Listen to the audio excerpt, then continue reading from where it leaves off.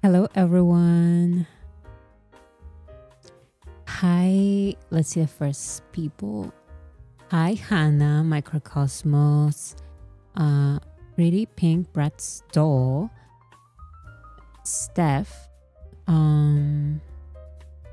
Hoppy Fish per se, Praise the Sunny D. How's everyone doing? I'm doing fine. I was super late today because literally just got home. I literally just got home. I usually get home like way earlier and I prepare everything.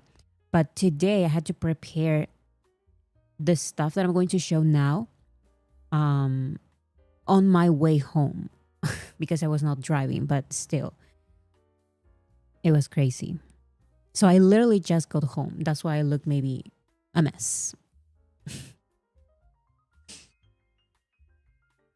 On my way home from work. We are such clowns. Okay, so let me show the first thing, which is it's the breaking news. Not breaking news, but it's like one of the most relevant news in the past few days. Where is this? Okay. So on Monday, I had this stream, BTS featuring Michael Jackson. And as you can see, I put this title tribute album in the thumbnail. And I explain a little bit this. Let me put this down. I explained a little bit this. There was this news, which is technically news because this is an official statement by a producer in Ireland who is supposedly doing the Michael Jackson tribute album. And he said that I read the statement here on Monday. So it turns out that basically he completely lied. I don't know if he's lying about the entire tribute album project. I don't know if he's just lying about BTS, but Big Kid, basically through the BTS official account, they put out a statement saying that they have nothing to do with that tribute album. It says, "Hello, this is Big Kid Music. We would like to address recent media reports concerning BTS's alleged participation in a Michael Jackson tribute album. BTS has neither visited Grouse Lodge Studio in Ireland nor taken part in any recording sessions at the location for the mentioned project. The group is not involved in the tribute album in any capacity. We're continuing to take appropriate measures to prevent the spread of inaccurate information. We express our sincere gratitude to fans for continuously showing support for BTS. We remain fully committed to supporting the artists and their endeavors. Thank you." So yes, they're basically denying the claims of this producer, saying that, one second, basically saying that BTS visited this studio in Ireland because I said it on Monday that I had a lot of problems with this statement because it was very weird. It made no sense to me that BTS was in Ireland, in a studio in Ireland. They said that they were at the Grouse Lodge studio. And I looked it up myself because no one was talking about where the studio was. So I was like, I'm already feeling like I don't know about this. So I looked the studio and it was in Ireland. And that's why I mentioned Monday that this is weird. Like, I don't know. Like, if it is true, there must be a mistake about BTS being in Ireland because there were no reports about it. Like, that secret is like impossible, you know? So I had like doubts about it, but I still wanted to talk about it because MTV was reporting on it. A lot of media outlets were reporting about it. Not like the most official media outlets like Billboard, for example, but there were a lot of reports about it. but they were all based on a real thing, which is this statement by this producer. Now, the thing is that the producer basically completely lied. Um, Big Kid is basically saying it's not even that, because I was talking on Monday. I don't love when producers mention that they are working with BTS or giving hints that they're working with BTS, because we don't really know if that project is actually going to happen. Sometimes BTS um, gets together with producers and they record something, and that something never comes out. Like, that's some BTS decision at the end of the day. And that's why on Monday I mentioned the Khalid situation. This collaboration was basically confirmed by even BTS themselves um, before it was supposed to be released. And then they never released anything. And from that moment on, I feel like the BTS members stopped mentioning anything because they don't even know, you know? They don't even know if all of the projects that they record are actually going to come out. What a weird, stupid lie to tell. Yes, this is very, very weird. And at this point, I don't know. Like, I've read on Monday when this came up, all of these rumors about from years ago. Like, there's going to be this project. They didn't mention BTS back then, but they mentioned like this tribute album for years. And it is weird because they keep hinting about it, but nothing comes out. It's like, I don't know. I don't know why they keep mentioning this tribute album. At this point, this is such a big lie that why would I trust any of these producers' words? At this point, I genuinely think that there's no tribute album at all. Like, it's not even like, it's not just that BTS is not participating. It's that I don't trust anything. Like, that this is why we shouldn't believe anything that doesn't come from BTS or Big Hit. Yes. So as I was mentioning, comments in my previous live on Monday's live are mostly super fun because it's like watching this live after reading Big Kid's statement is kind of funny. Like those comments, I think they are hilarious. But there were like a couple of comments saying that, oh, like I should like inform myself better before reporting on this as facts. And it's like, I never mentioned this as facts. I don't always mention like BTS news, BTS news. Sometimes I mention topics that armies are talking about on social media. And this is a topic or a rumor, or it's a rumor from a statement that is real, you know, like the statement of the producer is real. And that's what I reported on. So actually, I took the time to leave this comment in my previous live, basically with all the timestamps that you can see here. These are all the timestamps when I am saying basically, I don't know about this. Like, we don't know for sure, because even while I was live, the chat, some of the chat comments were saying, no, like this is confirmed. And I said, this is not confirmed.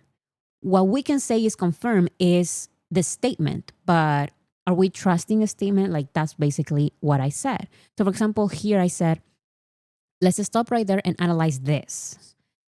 Now, let's just stop right there and analyze this, because I've seen so much conversation about this. Okay, if it's true, if it's not true, if it's actually going to be released or not. I'm just excited, still, but let's see what this is. I needed to say that. I needed to analyze it first because I already had some doubts. This is just a statement, and I wanted to talk about it as what it is, a statement from a producer, not actual news. And I mentioned this time and time again. Then when I read the part of BTS supposedly recording something in Ireland, I said, Ireland. So does, oh my goodness. I'm sorry. I'm sorry. So does this mean BTS were in Ireland? I doubt it. That's what I say. BTS were in Ireland? I doubt it. Like, we would at, so I mentioned that I doubt it. Then I said specifically, I'm conflicting with all these statements here. So I'm conflicted with all of these statements. I say it like I say it. I never said these were facts. I'm reporting on something that is trending on social media, which is what I do with BTS a lot of the times. It's not just like BTS does something and it's reported by Big Hit, confirmed by Big Hit, and I report on all of that. No, I report on trends. I report on things that are not always like extremely official by BTS and Big Hit. That would be almost nothing, you know? That would be almost nothing.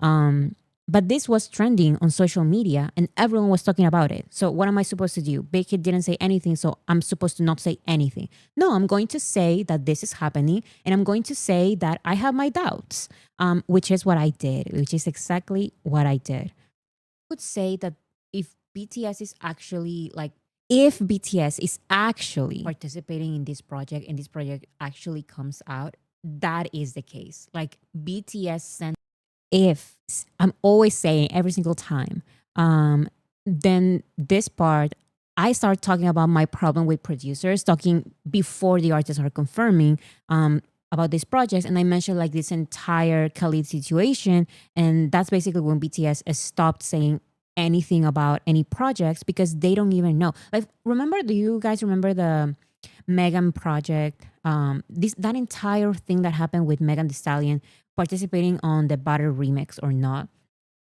they had the song basically ready. They were basically like sure that the song was going to come out. But what if the last minute decision by the court to let Megan release that song didn't happen?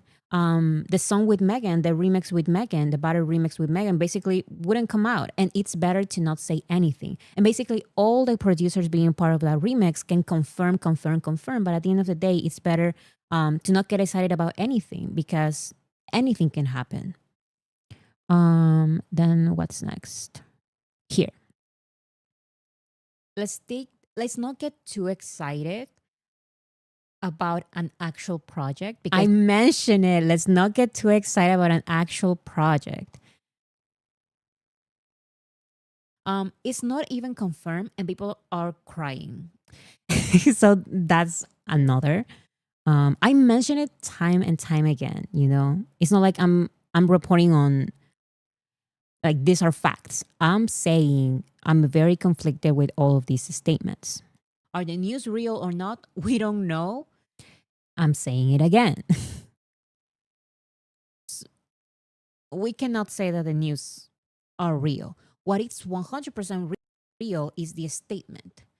Yes, because I was reading a comment of someone saying, and yes, the news are real. And I said, we don't know if the news of this participation is real or not.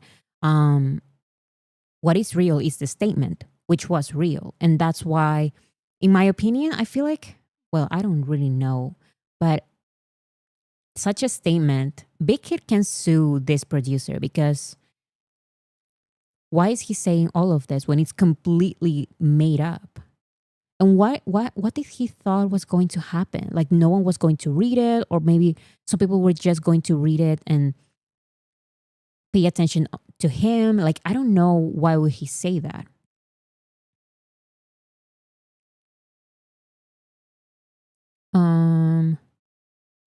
Album. Now, is it actually going to happen? Like I mentioned, I'm not sure. I guess we'll have to wait. That's what I said. I'm not sure. I guess we'll have to wait. Still don't know. We still don't know. And finally, like I'm mentioning again and again, we don't really know what this is about. Yes. So I wanted to mention that because people keep saying like,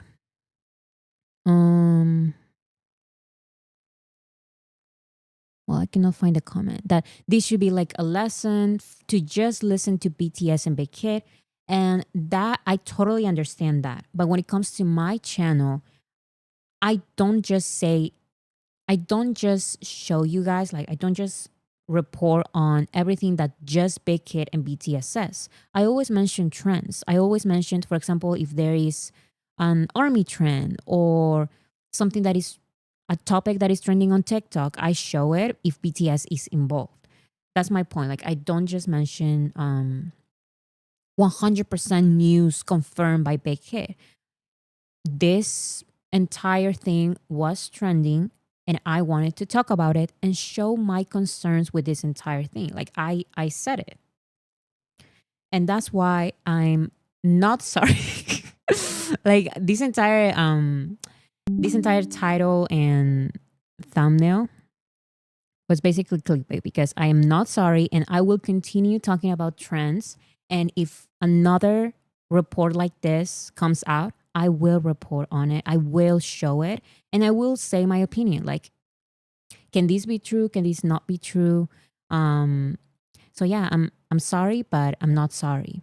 Um, I understand that maybe as a fandom, this is like a bigger lesson. But if there is a trending topic on social media related to BTS, I will talk about it, even if it's like this. Like I showed every timestamp. I will talk about it and even say my opinion, which is we don't even know if this is true. Which is what I said multiple times in this live stream. And I said I have so many conflicts. What did I say? I'm conflicted with all these statements. That's what I said time and time again. So I will talk about trending topics, even if they are not 100% confirmed by Big Hit. Thank you.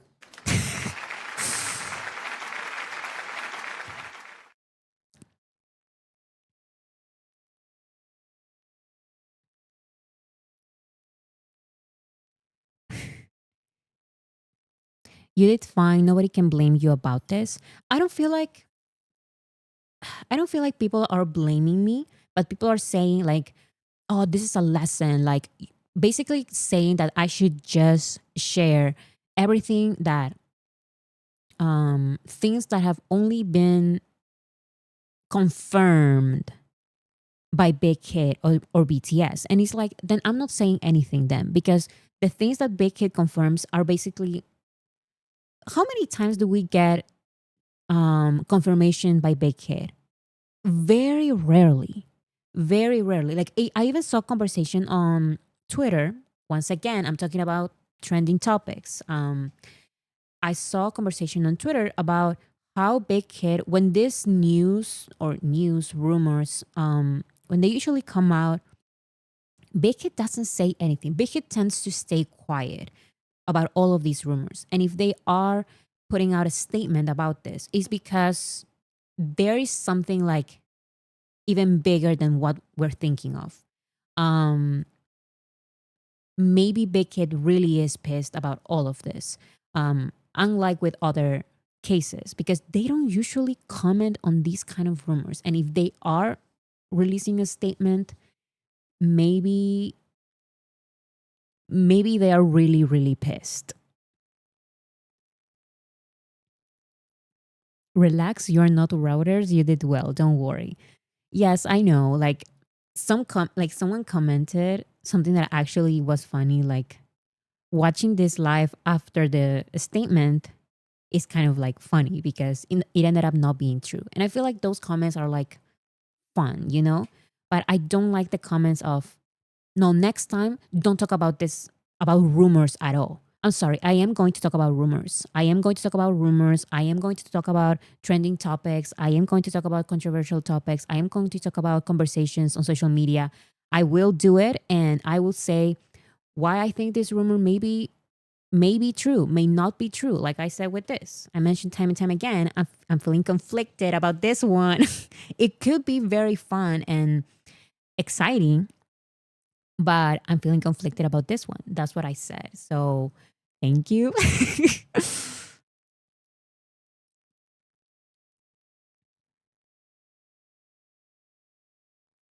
Bora, it's about the guys being in the military and a report is being made that they work, which they are not supposed to do.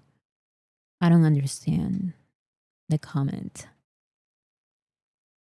I think it's because Big Hit and BTS could have gotten in trouble with the South Korean military because it was starting to sound like the recording happened while most of the members were still serving. Yes, so we talked about that because this producer, I feel like he invented the entire thing because he said, we started the project, like recording the songs for the tribute album last year.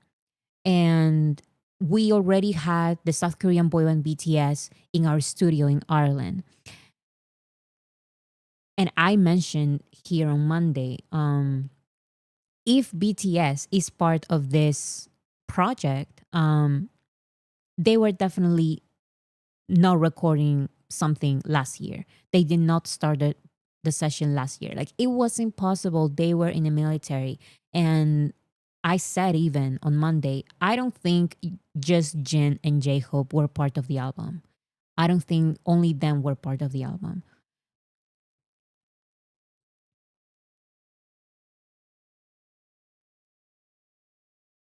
That should have been a red flag for us. How did we miss it? That's why I wanted to mention on social media, everyone was talking about the news, about the statement, and nobody mentioned where this studio was. And I was like, why is nobody mentioned where this studio was?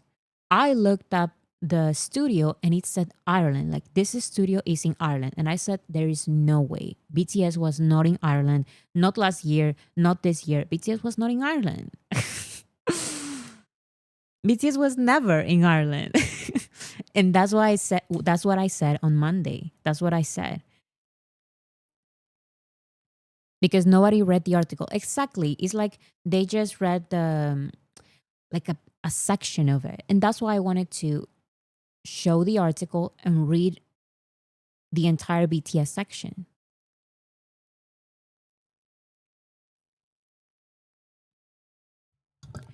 This is like when DiCaprio watches himself on the TV. Yes, I'm watching myself there.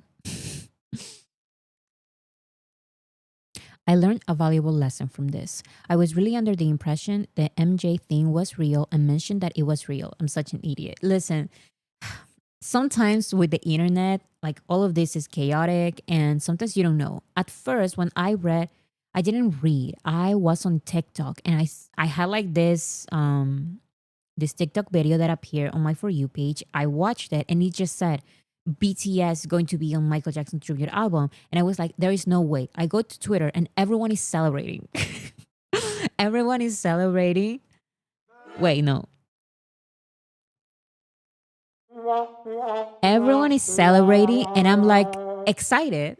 And then I say, wait a second, let me read the article. And then I read the article and I'm like, BTS was never in Ireland. BTS was literally never in Ireland. So that's when I started having doubts because why would you say that BTS was in Ireland recording this album? Like, it makes no sense.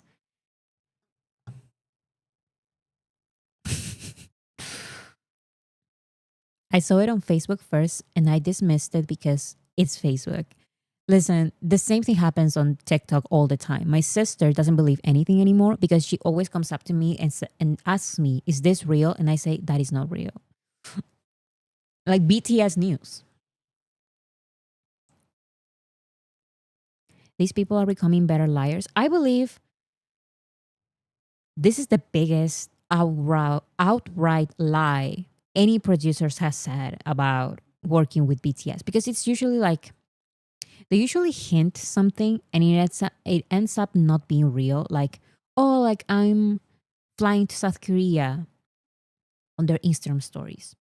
Oh, I'm like hinting that they're working with BTS, but they never say, yes, BTS was in my studio in Ireland, working on this project. And it's like, all of this is a lie. BTS was never in Ireland. BTS never recorded anything. Big Hit is saying BTS has absolutely nothing to do with this project. This is even a project, because like I've mentioned, this project has been rumored about for years. At this point, I feel like there's no project at all.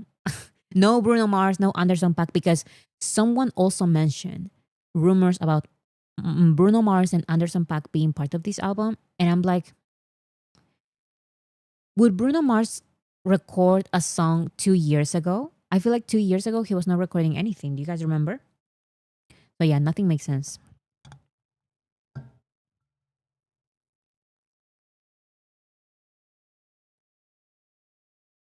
In the past, we could read news to be knowledgeable. Now we couldn't be knowledgeable before reading news.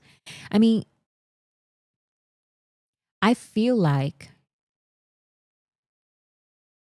this is a good lesson, but at the same time, let's not like, this is not on us. That's what I'm trying to say. Because the one who lied was the producer. Like even other producers that are that just want attention, they hinted because they know that they cannot say it because it's a lie. They hint like, oh, I'm going to South Korea working with this big South Korean group. They always hint like that. And in the end, it was just cloud chasing, but they don't even mention BTS. This producer, I said, South Korean boy band BTS, they were there, they were here in our studio in Ireland. And it's like, that is on him. Like, that is a lie. This proves to me how big BTS has gotten. Yeah, definitely. And now, if Big Hit, I think the person who commented that is right. It was very important for Big Hit to deny this news because, or this rumor, because it basically implies that BTS, it can imply that BTS was working on this project when they were in the military. And that is a big problem. Like they wanted to make it very clear we have not recorded anything while we were in the military. And actually, we're not part of this project at all. We never were. Um, it's kind of on us because armies gave it traction. Um, I feel like yes, it is a little bit on us, but it's also on this person. I think overall we should just ignore all of these producers. That's why on Monday I say, in general, I don't like when any producer talks about working with BTS. And even if in the end ends up being true, just don't mention it. Because we have, for example, not even producers, sometimes artists, Um, we have the J Balvin collaboration. Like, where is that? J Balvin talked, like, he mentioned 2 times that he recorded a song with BTS and it's on BTS if they release it or not. He can be completely lying. Or BTS maybe did record that song and they said, you know what, we don't like the song, so we're not going to release it. But J Balvin is talking about it when he shouldn't, in my opinion, he shouldn't be talking about it. Khalid too. Yes, and I feel like with the Khalid situation specifically, BTS learned to never mention the collaborations that they're working on because Namjoon mentioned the Khalid collaboration like 3 times. He confirmed it is happening. He said, and I quote, "It is happening. It is happening." The Khalid collaboration, and in the end, it didn't happen. So BTS learned from that. I feel like they never mention collaborations ever again.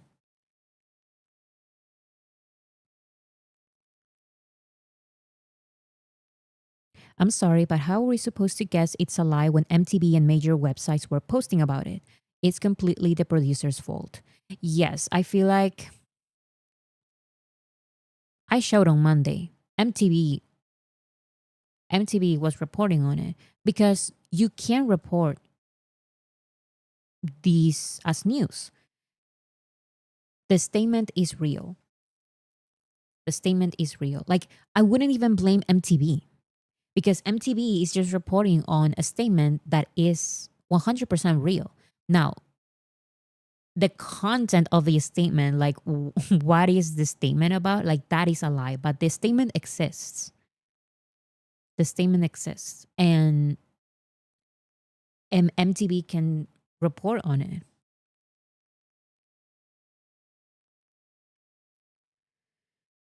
because it didn't come out of BTS mouth or Big Kid's mouth. So that's what I talked about. That should be like our priority, but we cannot just focus on that. Or for example, my channel, I'm not just going to focus on everything that BT like comes out of BTS's mouth or Big Hit's mouth. No, I'm going to also talk about um, trending topics on social media that are related to BTS. And if this is trending, I am going to talk about it. And I mentioned it. I don't know if this is actually going to happen. Like, I have so many conflicts in my mind about this statement, but I am going to talk about it. Remember when Snoop kept saying he had already completed his part on Bad Decisions before BTS was ready to say that the song was coming out? Yes, and that is like talking about collaborations before the song is actually out is so common. It's so common. But BTS doesn't do it for a reason because sometimes it doesn't work out.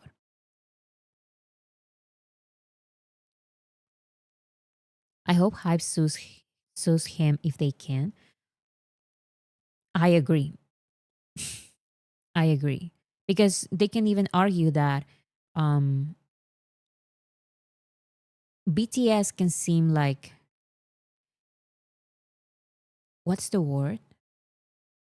Because this statement is implying that BTS was recording something while they were in the military, that is a problem for BTS. And BTS, like, how do you say that? Prejuicio? No prejuicio. Anyways, you know what I'm trying to say. It casts a bad light on them. Yes. And that is kind of defamation. Now, I don't know anything about laws. I don't know anything about defamation cases or stuff like that. So I don't know if BTS can actually sue, but yes, this is not just like a random statement that was like false because I can now say BTS right now, they are all wearing green t-shirts and that is a 100% lie. I'm not doing any damage to BTS, but with this statement, they are doing damage to BTS. That's what I'm trying to say. I don't know if that makes sense, but that's what happens like in my mind. A loss, financial, etc., has to be established for Big Hit to sue. Now, if the newspaper misquoted the producer, then the producer can sue because I'm sure he's losing some jobs on this. Yes, so someone is lying, either the newspaper or the producer, or I don't know. It could have spread a false narrative in a country that thrives off of false narratives. Yes, that's what kind of what I'm trying to say, because this is not just a random statement that it doesn't harm BTS. No, this statement harms BTS because it's implying, kind of implying that BTS was recording something while in the military. And it can also like, I don't know, damage their relationship with other producers. Like who knows? So, anyways, that is Big Hit's statement.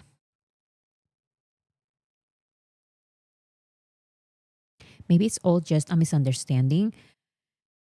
I hope it was, but one of my biggest, one of the reasons why I was so doubtful about this on Monday, of course, it was the thing that BTS was in Ireland. That wasn't like, my mind could not process that. Like, that made no sense.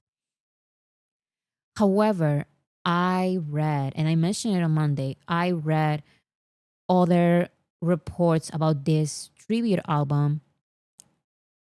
I don't know if it's the same person, but people around this tribute album, they keep lying about it. You know, like they mentioned, yes, like Bruno Mars is working on it and Anderson Paak and these other artists, and it can come out like 2023, 2024. So these many lies, I'm like, I don't know. At this point, it doesn't seem like a misunderstanding, but I don't really know if it's the same person, if it's the same project. Maybe it's a bunch of different producers around the world just lying about the same thing. Like, who knows?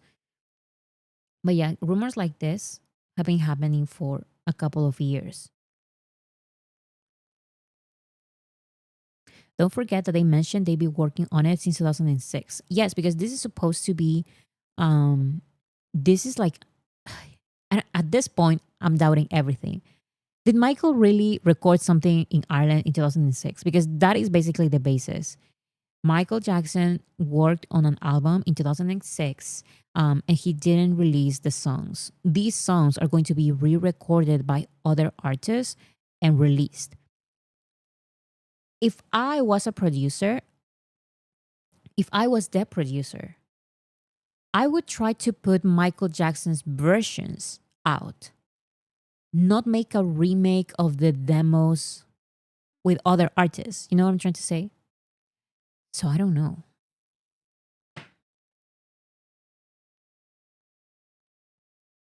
He didn't finish the songs apparently. Okay, so that would make more sense. But maybe like a collaboration. I don't know. I don't know. Don't forget to change the headlines, Bora. Okay, I will not forget. Okay, let's see the next one. Okay, so very important, extremely exciting. Jimin has been nominated for Best K-pop at the 2025 MTV VMAs. Let's see this. So you can vote every day. I believe it's 20 votes. Let me share the link in the description right now.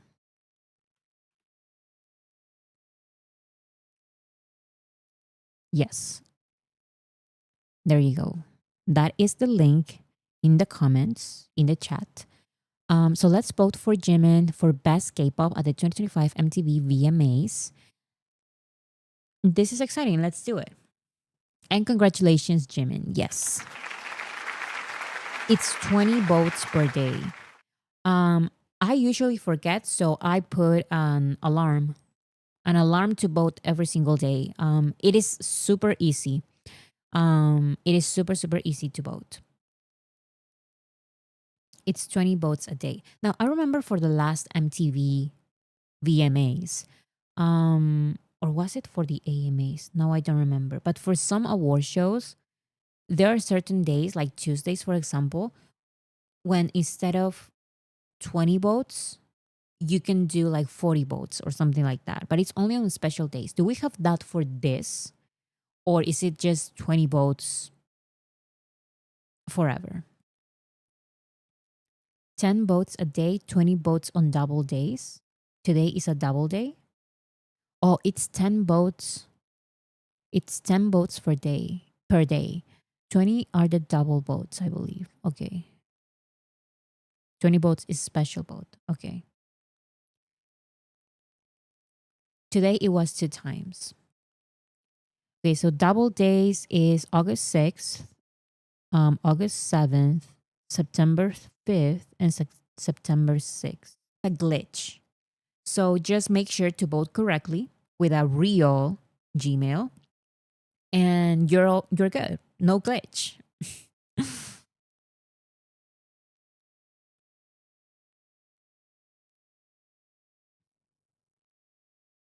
Oh, 1 second.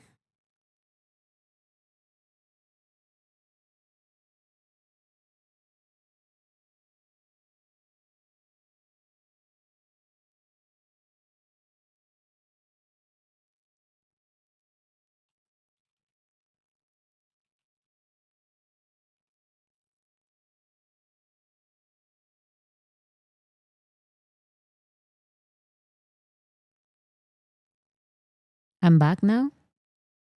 It says that it's still error. You're back for me? Okay, everyone refresh, please.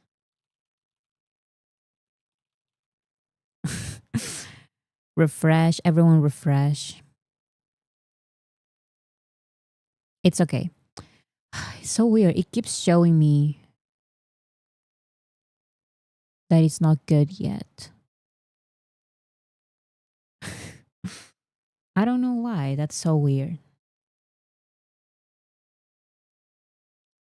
It's still showing me error and not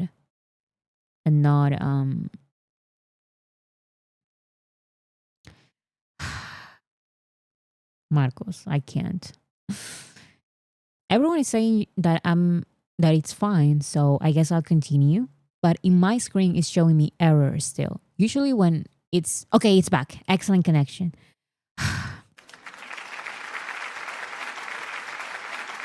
So if you're watching now, please make sure that you're not behind the live.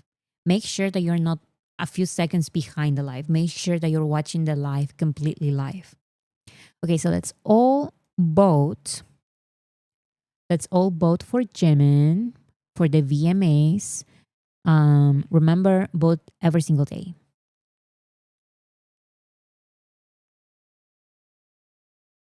Okay. Remember that our YouTube priority is Dynamite. We have to increase our views by a lot. But let's not like don't be disencouraged. Be excited. Keep watching the Dynamite music video. I watch it now. I feel like I'm a crazy person because I watch the Dynamite music video the entire day. It's just that I usually watch other things and then I remember Dynamite. My other videos are over, Dynamite again. So I keep going back to Dynamite. I keep going back to Dynamite. So let's continue watching the Dynamite official music video. Um, and also voting for Jimin at the VMAs. And yes, it is super fast to vote for Jimin. It is very easy and fast. And then Spotify priorities, remember, is Don't Say You Love Me for this, just the song Don't Say You Love Me and Permission to Dance on Stage album. These are the extreme priorities. Of course, listen to the other new songs and the full Echo album, but if you don't have time, these are the priorities. Don't Say You Love Me, the song, and Permission to Dance on Stage, the album. BTS being BTS, keep preaching the news. Thank you so much. Um,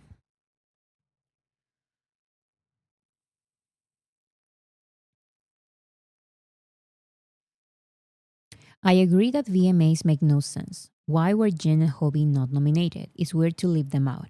The VMAs, so I have an entire video about the VMAs because this is not just like a new thing. The VMAs are not one of the big three for a reason because their criteria is basically non existent. Of course, I don't care. I'm still going to vote for Jimin, and you all should too. Like I encourage you to still vote for Jimin, but at the end of the day, the VMAs are considered by many attendance awards. The categories make no sense. There's no real time period limit or stuff like that. They just choose whoever they want to choose, and they say that. They admit to that in their terms and conditions, and they even say in their terms and conditions, even if someone wins, we still have the final decision. And that is why Ed Sheeran, I have an entire video about this. It's called BTS versus Attendance Awards.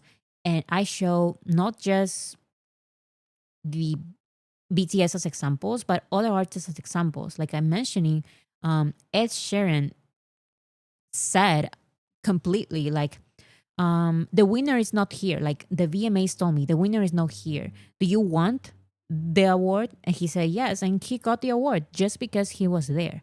So let's vote for Jimin, but let's not stress too much about it. These are attendance awards, you know?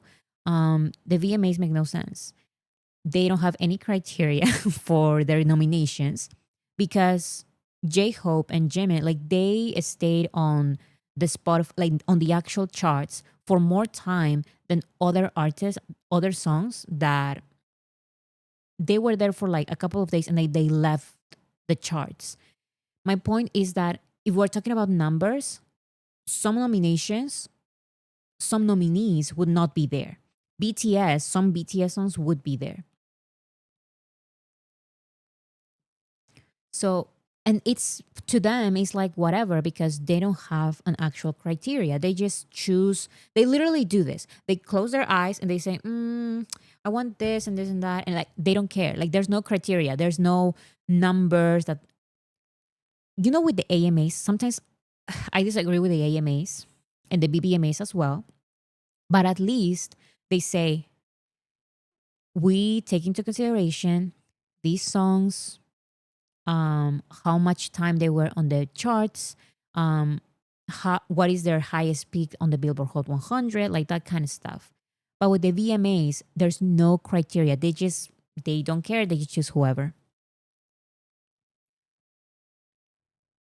And also remember that someone mentioned Jack Harlow, and Jack Harlow as well. He was one of the MCs. Is that MC? One of the hosts at the VMAs, and he won like a bunch of different things when he didn't have the numbers to back those wins. Like, my point is, he shouldn't have won, but he did because the VMAs are like that. The VMAs make no sense. They have no criteria. But sometimes, if we vote a lot, they still make BTS win. So let's vote extra hard for Jimin.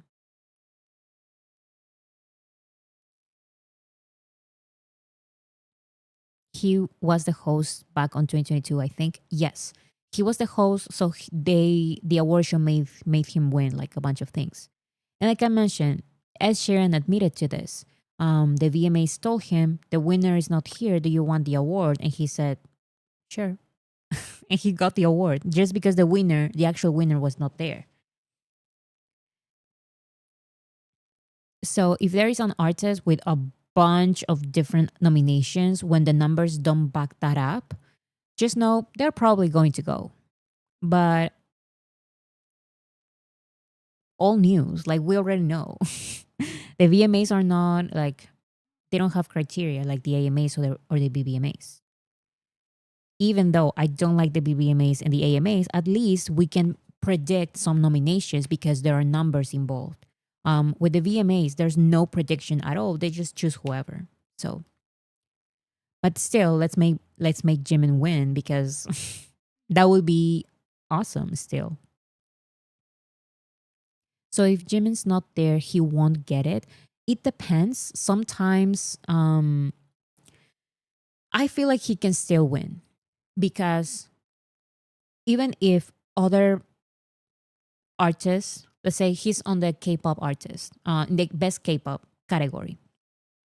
So the other artists, part of this category, also being nominated, they can get a nomination. They can get a win from another category because that's what they did. Even though it makes no sense, like there are nominations for best K-pop that are not K-pop at all. There's not a single Korean person there. No one is singing in Korean. They're not even from, the song is not even part of the K-pop industry. Um, like I'm saying, they're just trying to do something there. So if those songs are nominated, if those artists are going to attend and they are nominated in other categories, they will let them win these other categories. And okay, whatever. Jimin can win this K-pop category. That's why I say let's continue voting for Jimin every single day.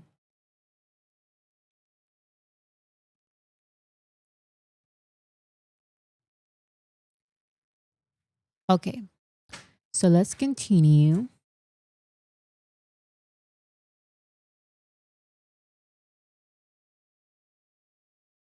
Um, okay, so Permission to Dance on Stage Live is now the longest charting live album by an artist in Billboard World Albums history, spending second week at number 2. Um, Once again, great achievement. It's just that these world albums, I just don't like this category. What does that even mean? But it's still amazing. And here it says BTS hold the record for, no, as the most awarded K-pop artist in VMA history with 10 wins. Yeah, so that's my point. They still let BTS win. It's not just, BTS has never been to the VMAs. In my opinion, because they know that there's no actual criteria. BTS has only gone to 3 award shows: the AMAs, the BBMAs, and the Grammys. Why is that? Because there's some criteria there. With the Grammys, not really. It's just their panel thing or whatever. But um, at least they admit it's just our decision.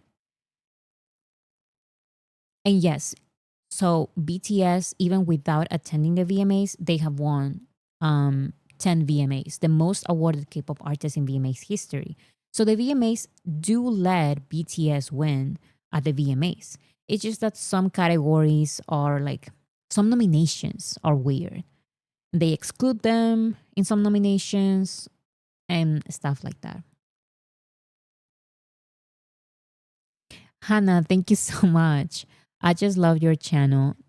Thank you so much, Hannah.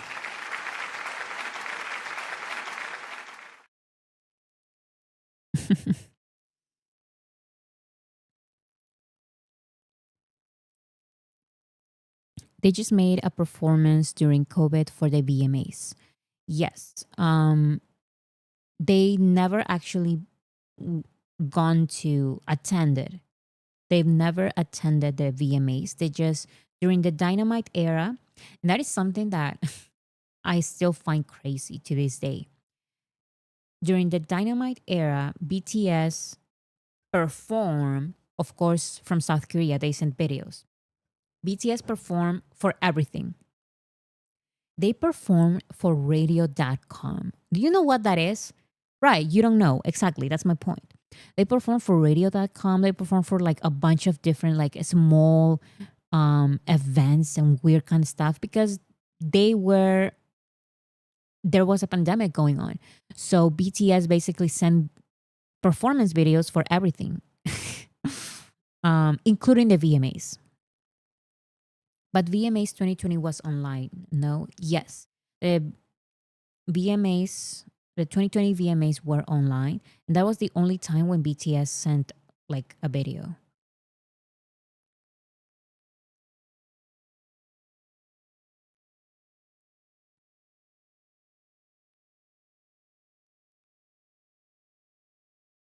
Basically doing charity work. 2020 was a weird year. I feel like they were, because there was a pandemic and they couldn't attend all of these award shows. The award shows that they actually wanted to go to and the promotions that they wanted to do, they were just sending videos everywhere. Because when I saw that they sent multiple performances for radio.com, I was like, okay, they're sending videos for everything. Basically doing charity, like you're saying. Um, because they had the time to do all of those performances. And that's why they performed Dynamite like 33 times. I have a video about it, ranking all of their Dynamite performances for these shows that they sent online. Um, so yeah, and then we have Jin makes history today as the first Korean soloist to headline a solo concert at the O2 Arena and first Asian soloist to sell out O2 Arena with the highest single night attendance outside Asia so far. Amazing. Now let's talk about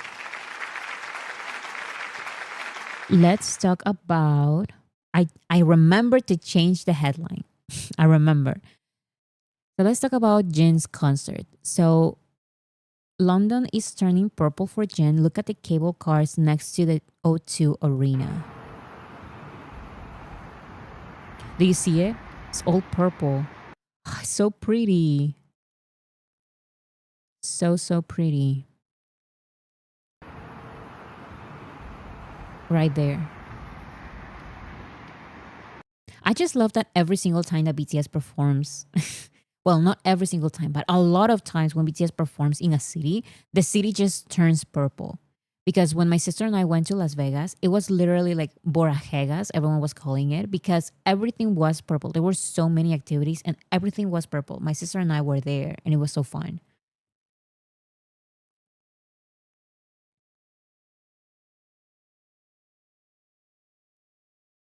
And then we have this. You look great today. Must be the Gymfluence elevator from Ibis, London, Canning Town Tower. Whole city's ready for you, King Sukjin. Let's see. You look great today. Must be the Gymfluence. I love that. I'm guessing this is, what is this? It's just it's a hotel. So to the hotel that my sister and I were, my sister and I been to, um, they had like little signs like welcome BTS people or something. Like some hotels know that a lot of armies fly there and stay there in their hotels because of a BTS concert. So they do stuff like this to welcome armies. And then we have this, the crowd for Kim Seokjin. This is London Day One.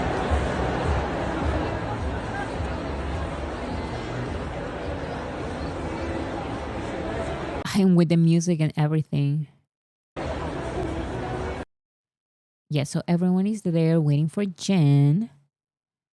And then we have the sound check. You look incredible with those braids, Bora. So here's the thing about my braids. I wear braids every single day. It's just that because maybe you guys don't know, but my hair is all crazy. Like it's very, what's the word? It's not even curls. Maybe if I really take care of my hair, there would be curls, but it's not. It's just I'm too lazy. So before doing the live, I unmanageable. Exactly. Frizzy, it kind of is, but I wouldn't say that is the word. Wavy, it's kind of wavy. So it is unmanageable. And that's why I just do braids pretty much every single day. But for the lives, I get ready and I use like a flat iron. I don't know how to say that.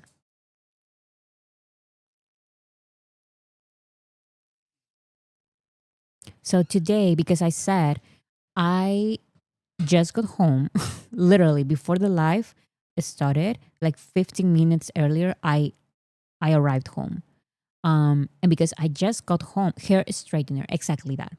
Um, Today I didn't have time to do all that, so I just kept my braids, the ones that I usually have.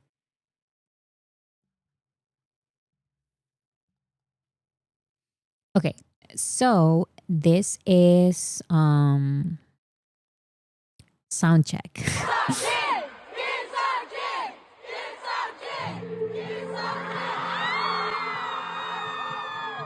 So I read that for sound check, he wanted to do like more songs or something like that, and he ended up doing more songs than normal for a sound check.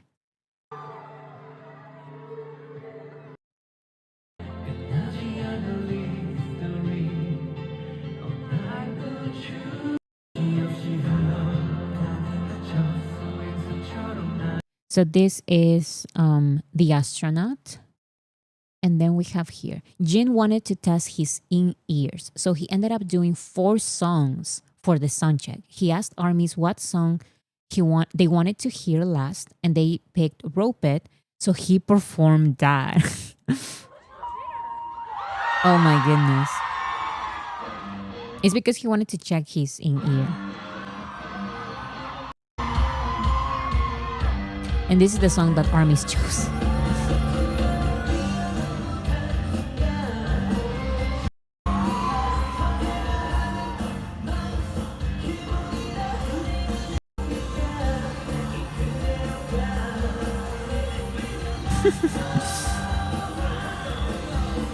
So yeah, he performed Rope It because fans asked. And then we got the astronaut, Loser, and I'll be there for soundcheck. He said he was going to do one more song, and we chanted for Rope It. So that's why he did Rope It.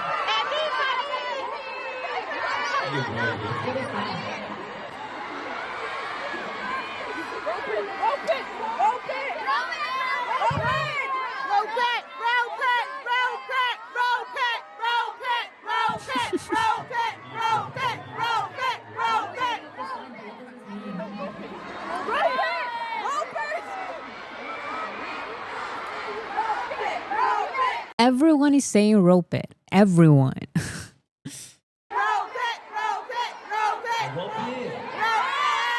Did he cut his hair? Do you guys think?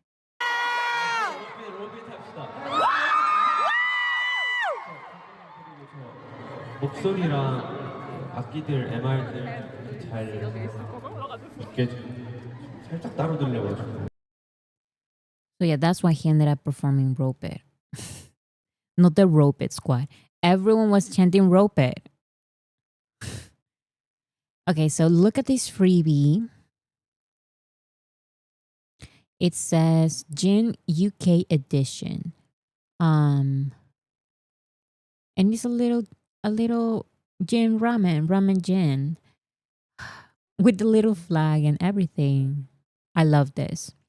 This is what I want to do. I'm still thinking about it, but for the BTS comeback tour that I am going to go, I want to do like a creative, cute freebie like this. This is so creative, and I would have not thought of it. But yeah, I love the regular freebies like the photo cards, and it's usually photo cards, like or like stickers, and I love those. I have like an entire collection of them. But I personally want to make my life harder, and I want to do something like kind of like this. It looks super cute. Don't do snacks. I received snacks and I love them. But I probably won't do snacks. I want to do something funny like this.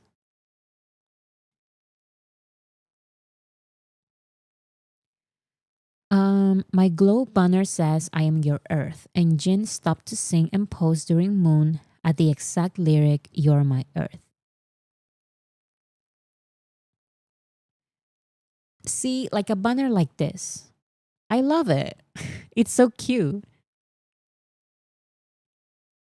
You could do something referencing tuna, but is tuna going to be relevant for BTS's comeback tour? Now,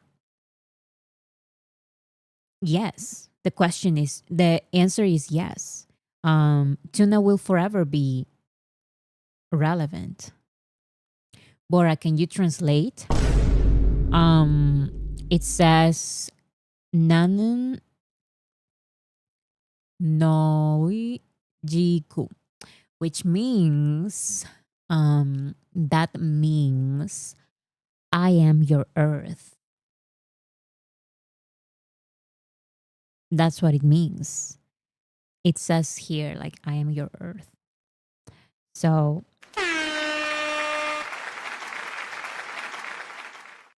that's what it says. You're welcome.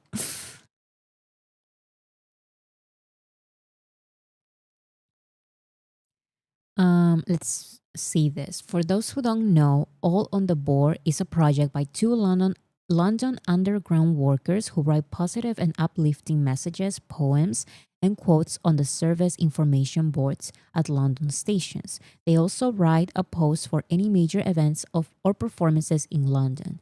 So yeah, they write uplifting messages at London stations. And they also write for major events. And of course, Jin's concert is a major event. And that's why they wrote this. They currently are unable to write it on the station board, but they write a post for Jin today. So cute. I read the first part. Jin is at the O2 in London tonight. It will be fire and like dynamite. The most beautiful moment is yet to come. When you're in a dream glow and know that it isn't just for one day, and today is truly no more dream. Bad decisions are not prisons. They are mistakes until we make it right. Life goes on for every super tuna and black swan. Send down a running wild river to a destination out of mind and sight. Tear off any travel on your wings and know it isn't as bad as it might seem. So yes, they're including like a bunch of different BTS and Jin songs, because here you have Wake Up, You Face Yourself, Echo, Dope, Love Yourself, The Planet, Map of the Soul, The Journey, Close to You, Whatever You Are. This is so creative. You're my idol, so don't fake love or be a stranger. I will come to you. I will come to you to be close to you, whatever you are. This is crazy. Like in one line, 3 songs right there. The Astronaut, Loser, Blue, Moon, background, basically everything. Stay gold like butter and spread it like the BTS army spread love. This is crazy. I feel like an adult child having an epiphany of microcosmos with the clouds being dark and white floating above. If you're happy in my universe, you won't need my permission to dance.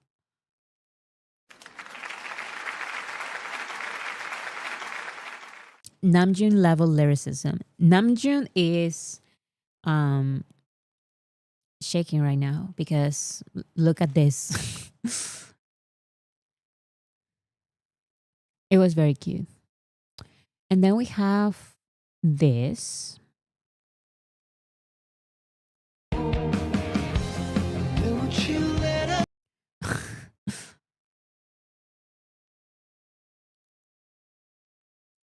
I love it. Every single concert, there's always armies with the banners in their backs.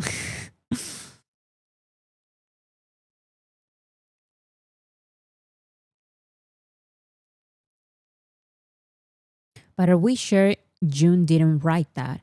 That is a good question. I am not sure. I am not sure. Okay. This is crazy. When I watched it, I'm like, oh my goodness.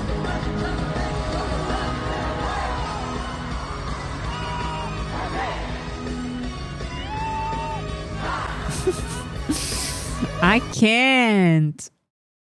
It's just so hilarious. I think he later said that when he saw that this was the outfit,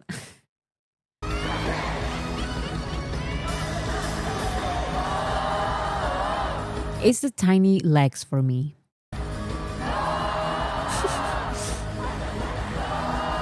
Oh my goodness. Hannah, thank you so much. I just love BTS and I love BTS too, you know?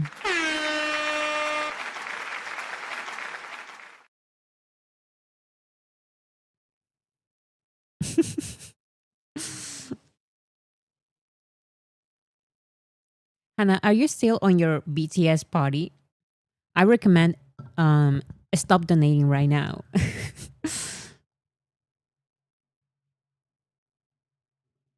He was embarrassed, but because Army loved it, he loved it too. Like Hobie said, Jin is a fool for Army. Exactly. Exactly.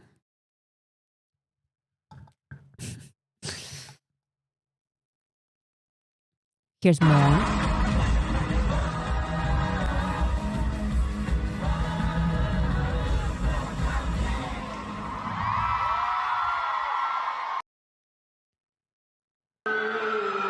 Oh, this is the moon outros.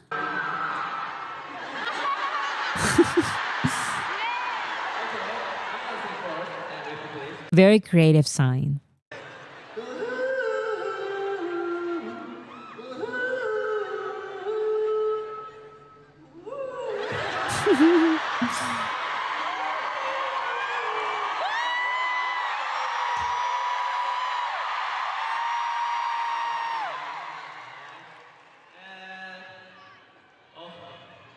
초등학교 동요대회 은상 수상자. I won an award back in elementary school. What did he say? I've listened to this video like a couple of times, but my English listening is not that good. Like I couldn't hear what she said. 초등학교 이후로는 안 부르셨나요? So you didn't sing after elementary school?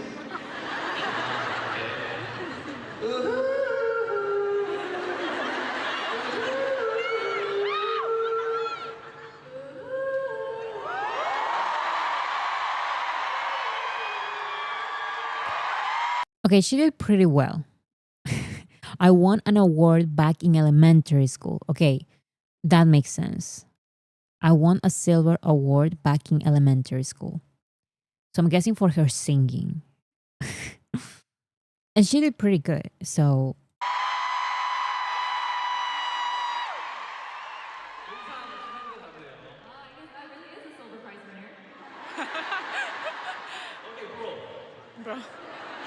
oh my goodness.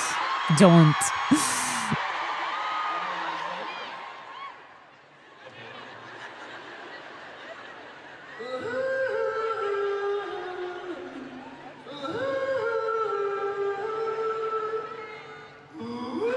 Oh my goodness. Okay, the start was not very good, but the end was amazing. So also good. Thank you so much, Miranda. Bora, I became an army in 2023 and I found your channel the same year. I was amazed. I think BTS I think BTS would be really thankful for your dedication. I love your videos. You're very talented. Saludos desde Argentina. Thank you so much, Miranda. Um, wait, let me see your full name. Miranda Cami. Thank you so much, Miranda Cami. Um, thank you so much. I think this is your first comment, but now that you're mentioning that you are from Argentina, I love that song from the group Miranda from Argentina. I don't know, it's random, but I love that song. And thank you so much. I am very thankful for your comment. A lot of people keep saying that I wish that someday I can interview BTS. I feel like that would be like it, you know? So thank you so much. I haven't listened to that song, Marcos. I'm talking about like the most popular Miranda song. I don't know if the Latinos know what I'm talking about. But I was obsessed with that song growing up. Anyways, thank you so much. Miranda. Miranda Cami.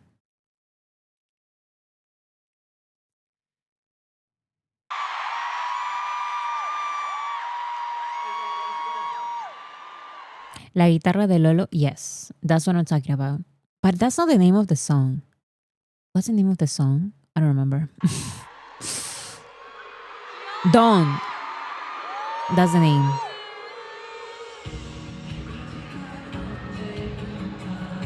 Okay, so I feel like all of these Moon intros were iconic. The first one, I love the sign because the girl had that sign of the wolves. Iconic, hilarious. The second one had the best voice, the little girl. And the third one was the funniest one because it started not so good, but it ended up being like pretty good. So I loved all of these intros. Oh my goodness, another one of these. Let's see what is this.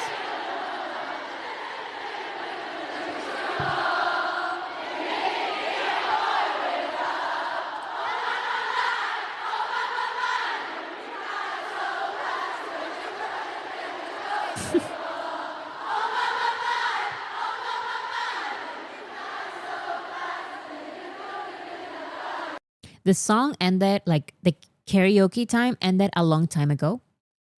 And they keep singing. They keep singing. But I love it because it's Boy With Love. I don't trust you if you don't like Boy With Love. Like, I'm sorry. That is a joke, but I do love Boy With Love. So, Borazeri, do you only stand BTS? Yes, I only stand BTS. This entire channel is just dedicated to BTS. And then we have Jin's reaction.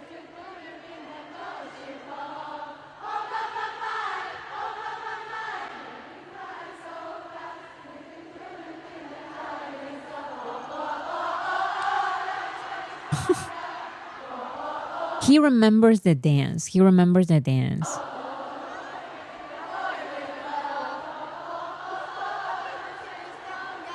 And then he stopped. Look at his face.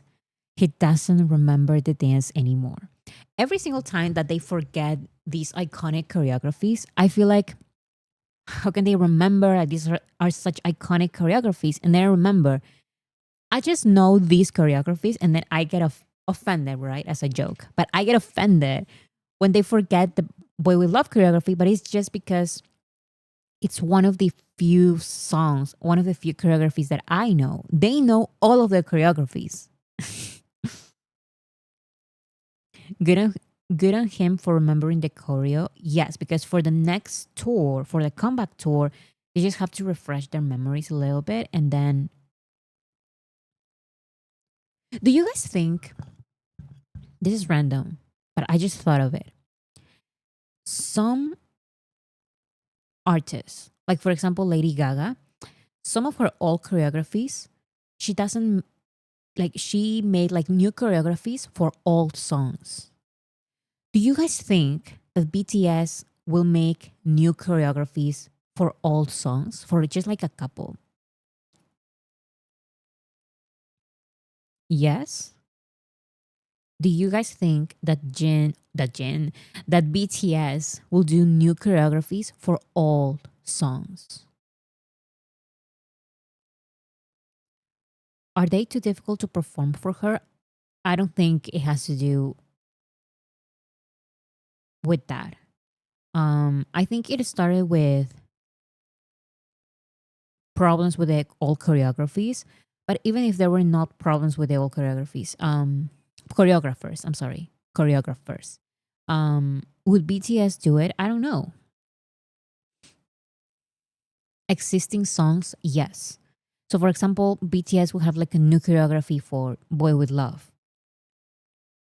Maybe for remixes. I feel like if they change all choreographies, it would be like they would do like a new remix or something. So, for example, BTS had the Dynamite choreography and they had the Butter choreography. And then for the tour, for the Permission to Dance tour, they had like a new section in between Dynamite and Butter. And that is basically a new choreography, the dance break, but is actually the connection between Dynamite and Butter. And that is technically a new dance. It's not the Dynamite dance and it's not the Butter dance, but I don't know. I hope they will do another dance break that would have all iconic dance moves. They did something like this for one of their Spring Day performance. I remember they did like a for Spring Day, they did like a bunch of different choreographies, like a mix of all of them.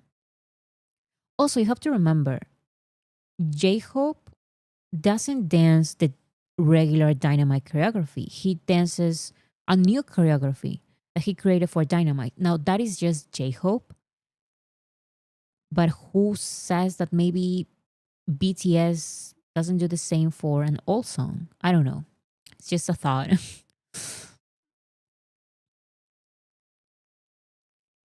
I do think they have choreographers that help refresh their memories, but they have so many lyrics and choreos in their heads that I imagine that some crossover happens.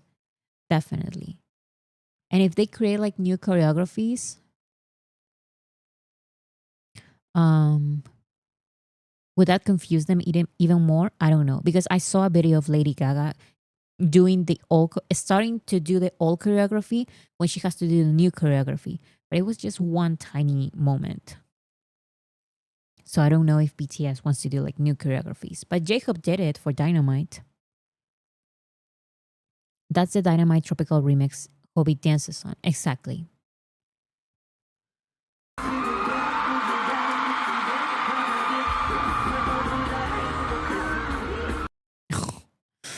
Now this outfit, I can't do this. I can't.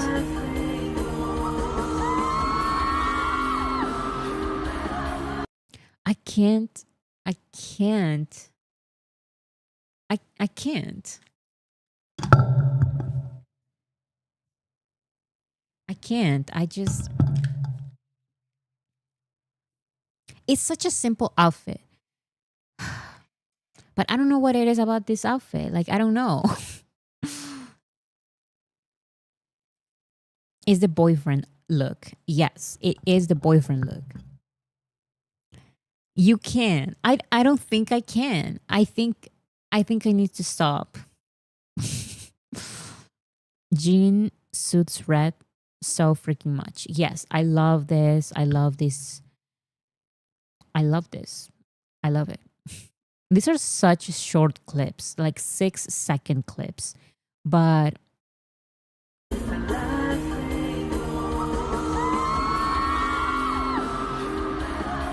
like, come on. I can't.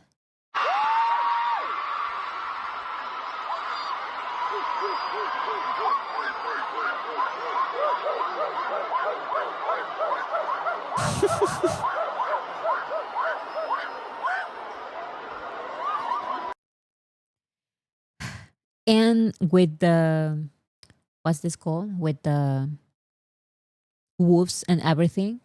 Mm-mm. Mm-mm. Should I even show this?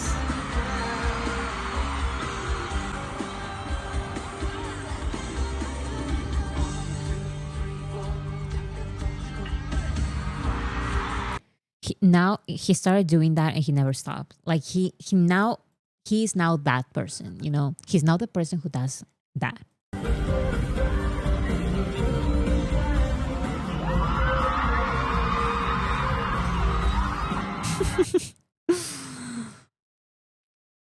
Army's barking is just, I know. I know. Now, this is an entire thread of just that moment and more moments. Like, come on. What is this? Excuse me? An entire thread of this. I find it disrespectful. Like, come on.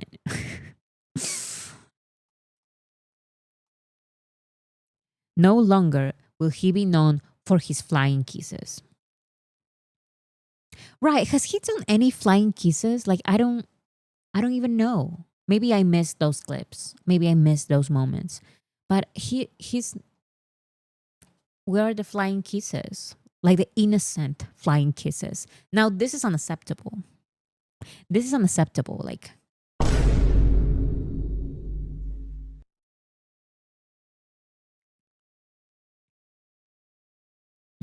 yeah. He did them. He did it. I love it. So it's both. It's not replacing one for the other. Is adding to the craziness.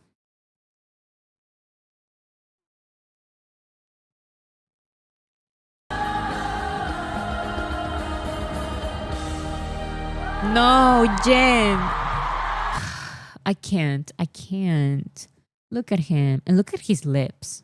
Brad's doll. It's just that Spring Day.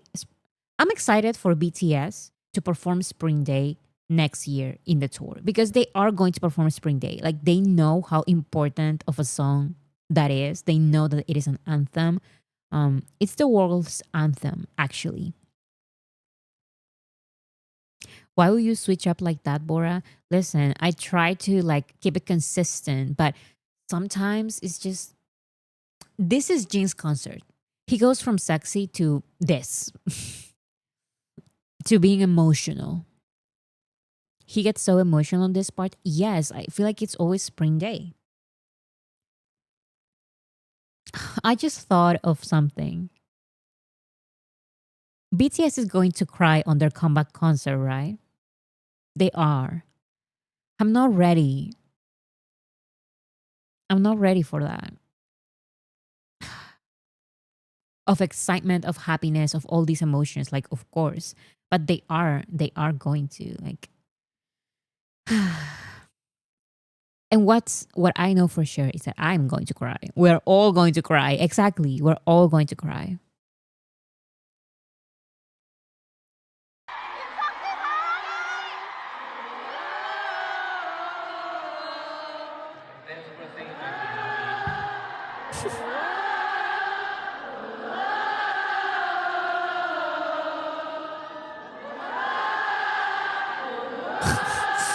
Armies don't stop.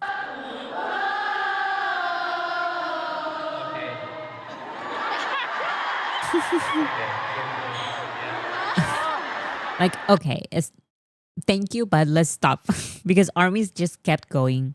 Armies just kept going and going. What did he say? He just said, okay, like, okay, like, let's stop.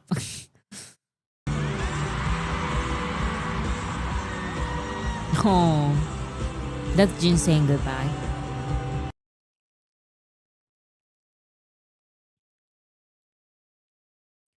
Now, of course, sold out. First Asian solo artist to sell over 14,000 tickets at O2 Arena, highest arena solo attendance outside Asia. Amazing. And he shared these pictures on Twitter. Thanks for all the amazing energy, Army. Let's see. I just love this outfit. I love this selfie, but I need more pictures. More pictures of this outfit, please. Amazing, beautiful, show stopping, never the same. Look how cute he looks. And of course, I love the merch.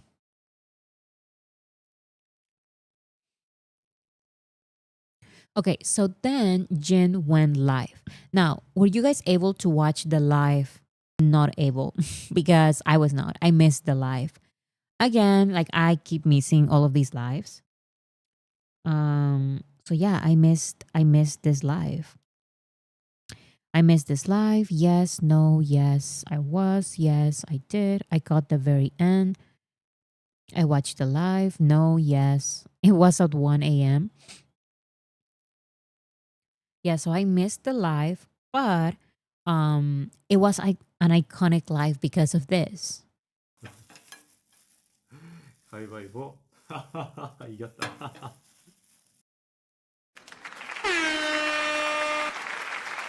Hilarious. Like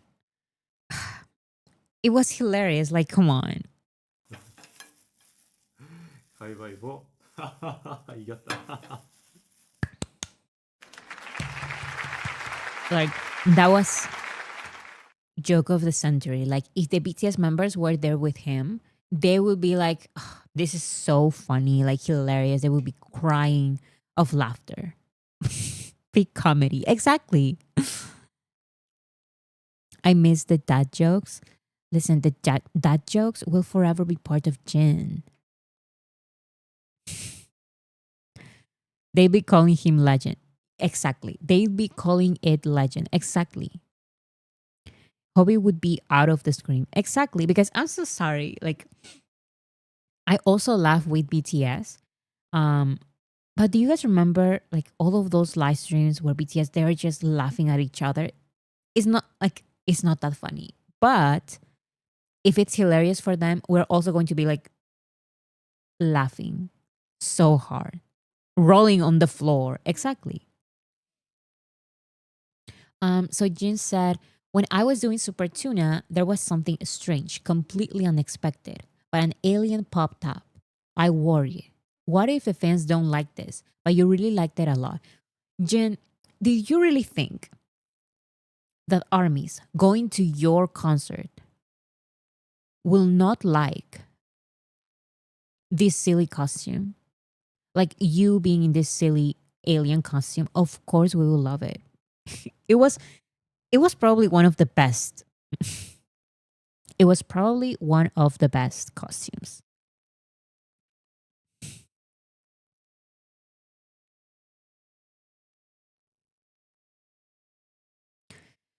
And then Jin said, so this is completely different.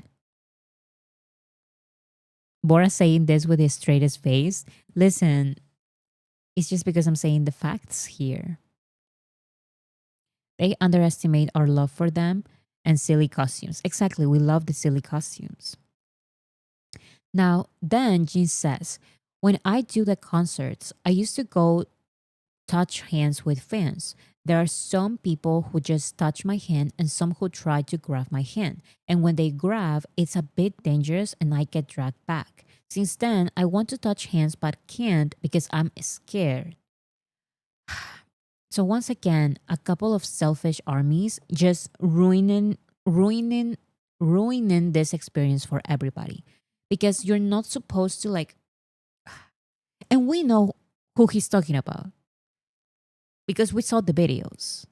You should be ashamed, whoever you are, just touching his hand and holding his hand, not letting him go. This is your fault. Now Jin is saying that he's scared and worried because of that. Entirely Teresa, thank you so much. Remember when he said he didn't want to include Super Tuna because he wanted to be serious? Exactly. Now he's fully embracing it. Exactly. I'm sorry, but Super Tuna is iconic and he had to include that song on the track list, on the set list. He had to.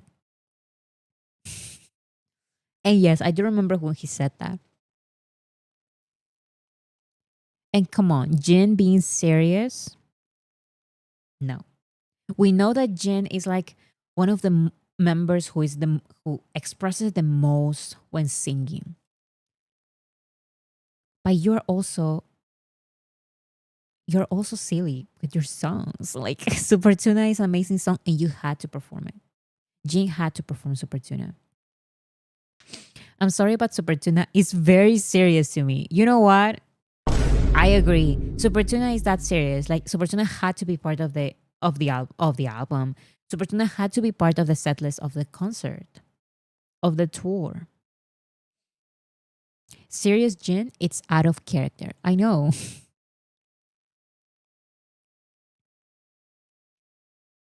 Super Tuna was a banger and he knows it. He knows it because he can say that, oh, like I didn't like this song, like it was silly, I'm embarrassed by it.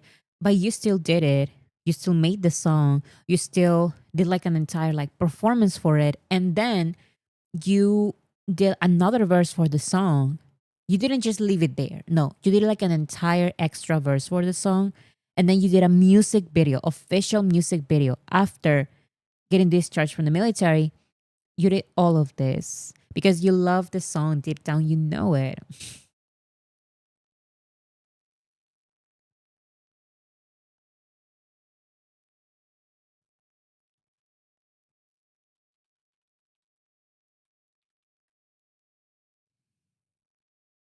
I know all the words to Super Tuna. How could he not perform it? I feel like he was just trolling everybody because he knows.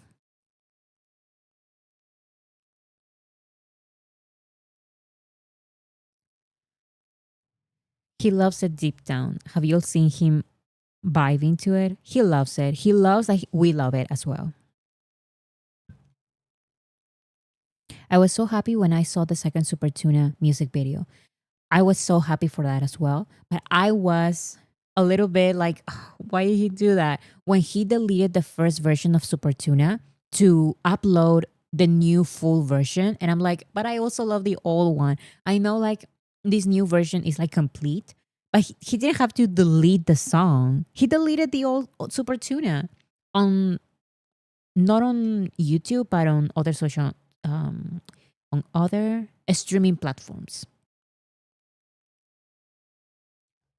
Okay, so Jin, here's Jin for Fred Jewelry. I can never say that word, Jewelry.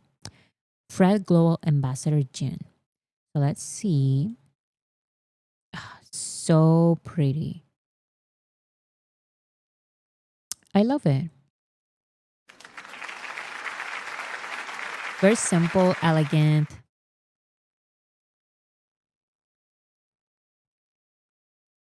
Please stream Fake Love and 3D together with Don't Say You Love Me and Permission to Dance album. The songs are so close to 1 billion.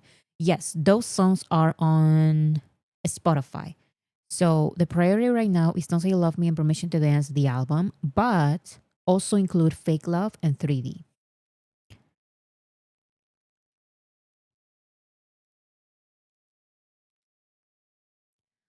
Okay, let's start.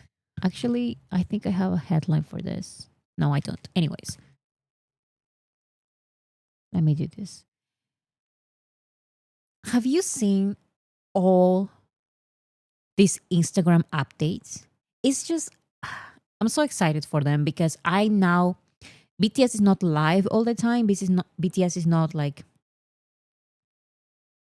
with us all the time, but they show these pictures. They post these pictures, and I love that they post these pictures because it tells us a little bit of what they're doing. So here we have Jimin. I believe it's just this picture. Yes, Jimin just posted this picture. No, no comment, nothing. Just this amazing picture. So cute. It looks like they're comfortable, so we love that. Jimin appreciation, appreciate.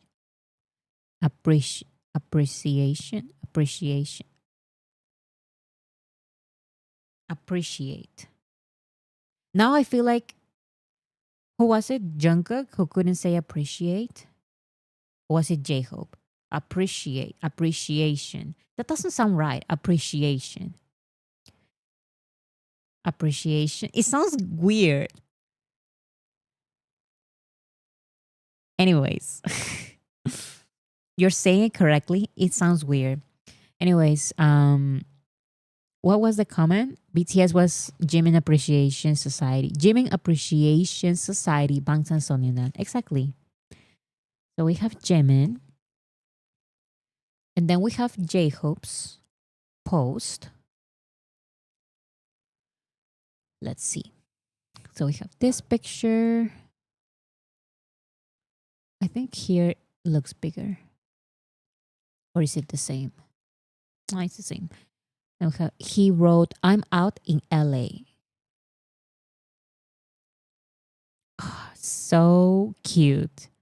I love J-Hope's outfit. I love the way he dresses. Tae couldn't pronounce appreciate at one point. Oh, so it was Taeyeon. Appreciate. I remember that video. So we have J-Hope here. So yeah, no sound.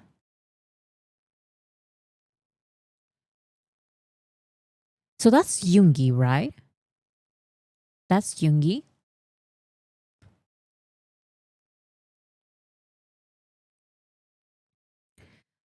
Yoongi. Look at him. I can't. I need Yoongi to post these videos on his Instagram. But if he doesn't want to, like, it's completely fine. It's just that this is also unfair. But I love that Yoongi's having a good time. And Yoongi playing the guitar is just... Let me watch it again. And again and again and again. Yoongi. The myth, the legend. Min Yoongi. Now here is... who is this? It looks like Namjoon. And in that one last second, there's Yoongi. So is this Namjoon? And there's Yoongi with the guitar. So we have the rap line basically, because this is J-Hope recording. That is Namjoon recording his voice, like doing the vocals, and Yoongi is playing the guitar. We're not ready for this album. We're not ready for this album. Wait, who is this? Do you see a guy like going from one side to the other? Is that probably Taeyeon? Look at this. Do you see him? Probably it's P-Dog or something, but maybe I'm feeling like Taeyeon. No? No, not Namjoon, not here. But this person right here. Do you see the arm? Do you see the watch here?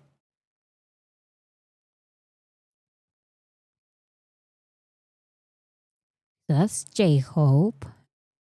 And J-Hope again. And J-Hope again. Hannah, stop donating. Stop donating. Thank you so much. Everyone, please. Psst, psst, psst, psst, for Yoongi. You know what? Let's all do it. Let's all write in the chat for Yoongi. Let's do it. Everyone.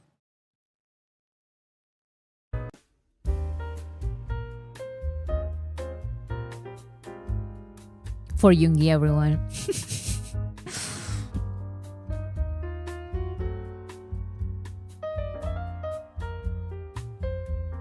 Everyone is saying blonde June, but I don't. Why can I not see it? Am I blind? Like, Eve92, thank you so much. Hi, Bora. I just wanted to say I have been quietly watching your videos in live. I enjoy them and I can't wait for BTS new album when it comes out. Thank you so much. Listen, I'm just like you. I watch other people's lives, other people's YouTube channels, and I don't comment. I don't participate in the chat or anything. But thank you so much for your comment. Thank you so much for letting me know that you are watching silently, but you're watching. So thank you so much. That is a beanie. He's not blonde. Let's see it again because I'm seeing a lot of comments. But how do you even see it? Like he's wearing a beanie. I'm not seeing it. Maybe there's another video, another picture. Maybe. I just don't see it. I don't see. In the booth, his hair looks blonde. Wait. I think you're right.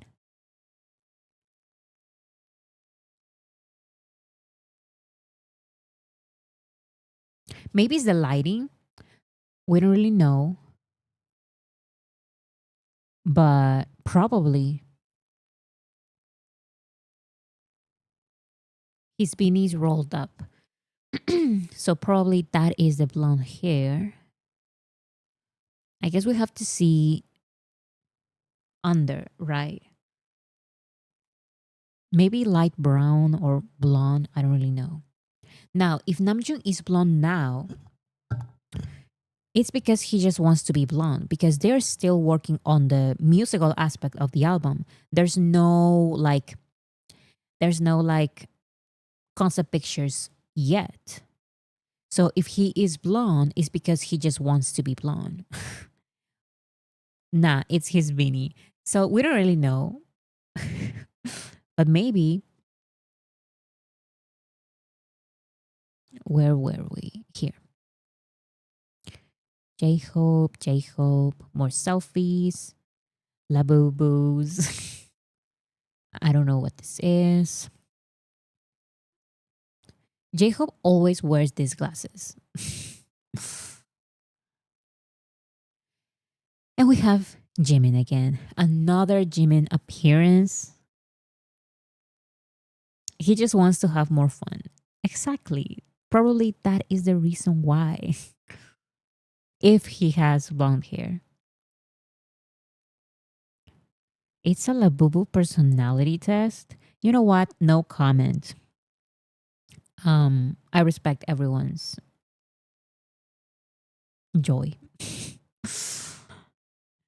Hannah, I am this close to blocking you. Like stop. Stop donating. But thank you so much.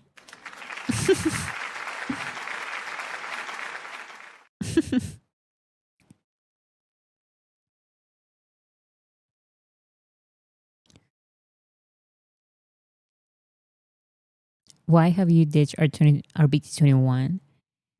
It's just maybe if there's a new release of like cool BT21s or something, they're probably like getting back to it. But BT21 is them. And BT21 never goes out of style.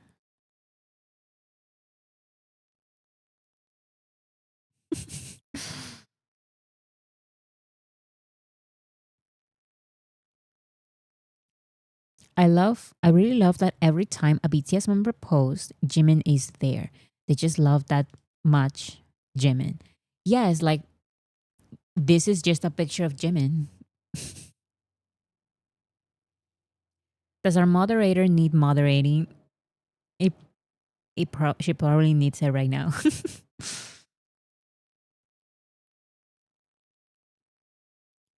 The place they're staying is beautiful. It is.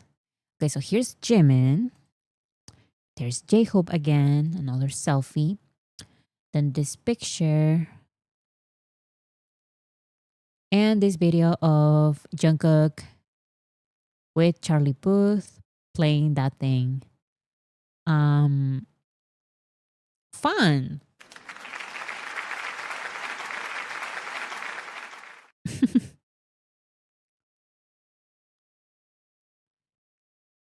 Whenever Charlie Puth is close to BTS, he's just going to move around.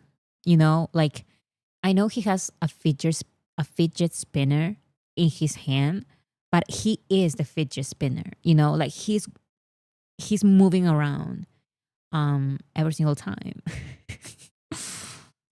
And always Jungkook is going to be there like maybe he's just shy. But I don't know.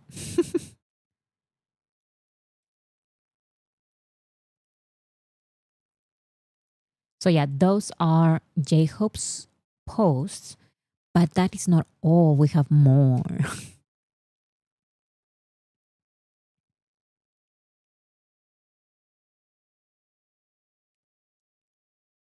We have more. So this is Taeyeon's Instagram stories. And it's Jimin again.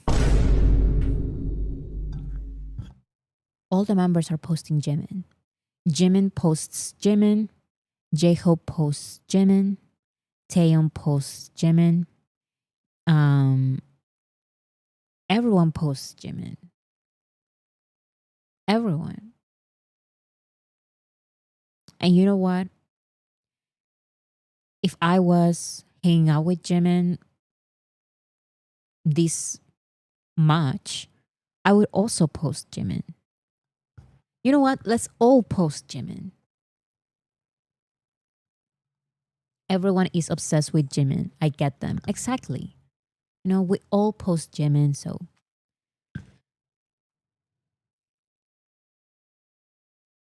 And we have Charlie Puth. Now, what I do find funny is that Taeyeon put up this cat meme in the face of this woman. Like, I understand what he's doing. It's just that that cat is hilarious. Like, the fact that he put the cat there. What is that? It's a cat. It's a cat, and it's on the woman's head. He's hilarious for that. I know. The Jimin effect is real, so I get it. I totally get it. Yeah, we have Jimin. And then Taeyeon.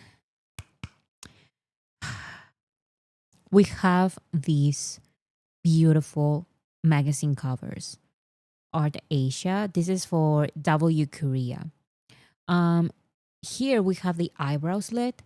So I'm guessing those pictures were for this. Also, look at the nails. Look at the nails. Are you seeing the nails? Do you see these nails in the third picture? Do you see these nails?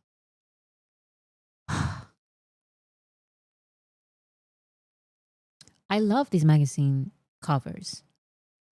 So pretty. I love it.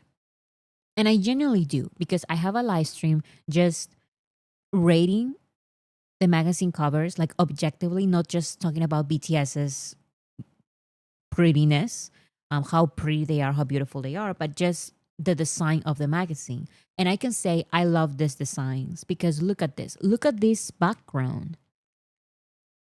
Look at the lighting and everything. And look at the hair here. This is my favorite. This is my favorite. Well, I also like this. I love the three of them. And then we have this ones.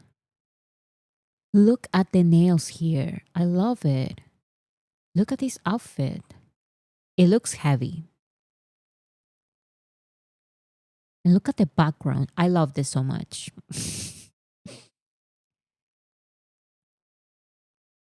One of the best magazine covers, in my opinion. They did 6 covers. It seems like it. I found they posted these 6 pictures and they all seem like magazine covers. So Yeah, it seems like it. 6 versions.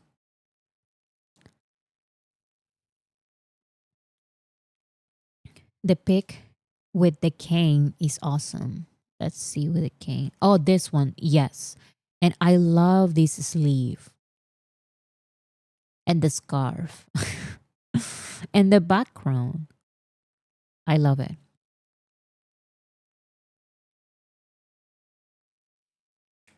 I think the pre-order is in an hour.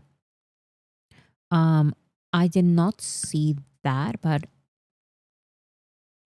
if you're going to buy it, like get ready in an hour. Okay, so that is Taeyeon. Then there's this video that W Magazine shared. Looks like the behind the scenes that they always share. Guess who? Guess who? And with his voice and everything, I can't. Now, because of these new covers, it seems like Taeyeon kept switching his profile picture. He went from this one to this one. This is from Taeyeon switching profile picture from his W Korea picture to Harper Bazaar's picture. This is from years ago. Do you guys remember this one? It was such an iconic um, magazine photo shoot. But yeah, he kept changing these. And then earlier today, some hours ago, Taeyeon was live on Weverse. Do you guys see it live? Were you guys able to watch the live as it was live? Because of course, as always, I was not able to. I couldn't watch the live. Yes, no. My sister caught the live. Yes, I watched it. Yes. So he was not there in the actual like video. It was just audio. But this is very exciting because let me change the title. The title for this is for this headline. Home Part 2. Is BTS hinting their comeback concept? Because let's start with this, okay? Taeyeon starts this live and the title of the live is I Wanna Go Home. Well, not the title of the live. The picture, the thumbnail of the live is this picture with the text which says, I wanna go home. Have that in mind, okay? Because I was like, okay, that's whatever. That's whatever. Like, okay. So I wanna go home. Okay? I wanna go home. That's what it says on the picture. Is he homesick? Let's wait a second because there's more to this. Look at the title behind breaking news, under breaking news, Home Part 2. Is BTS hinting their comeback concept?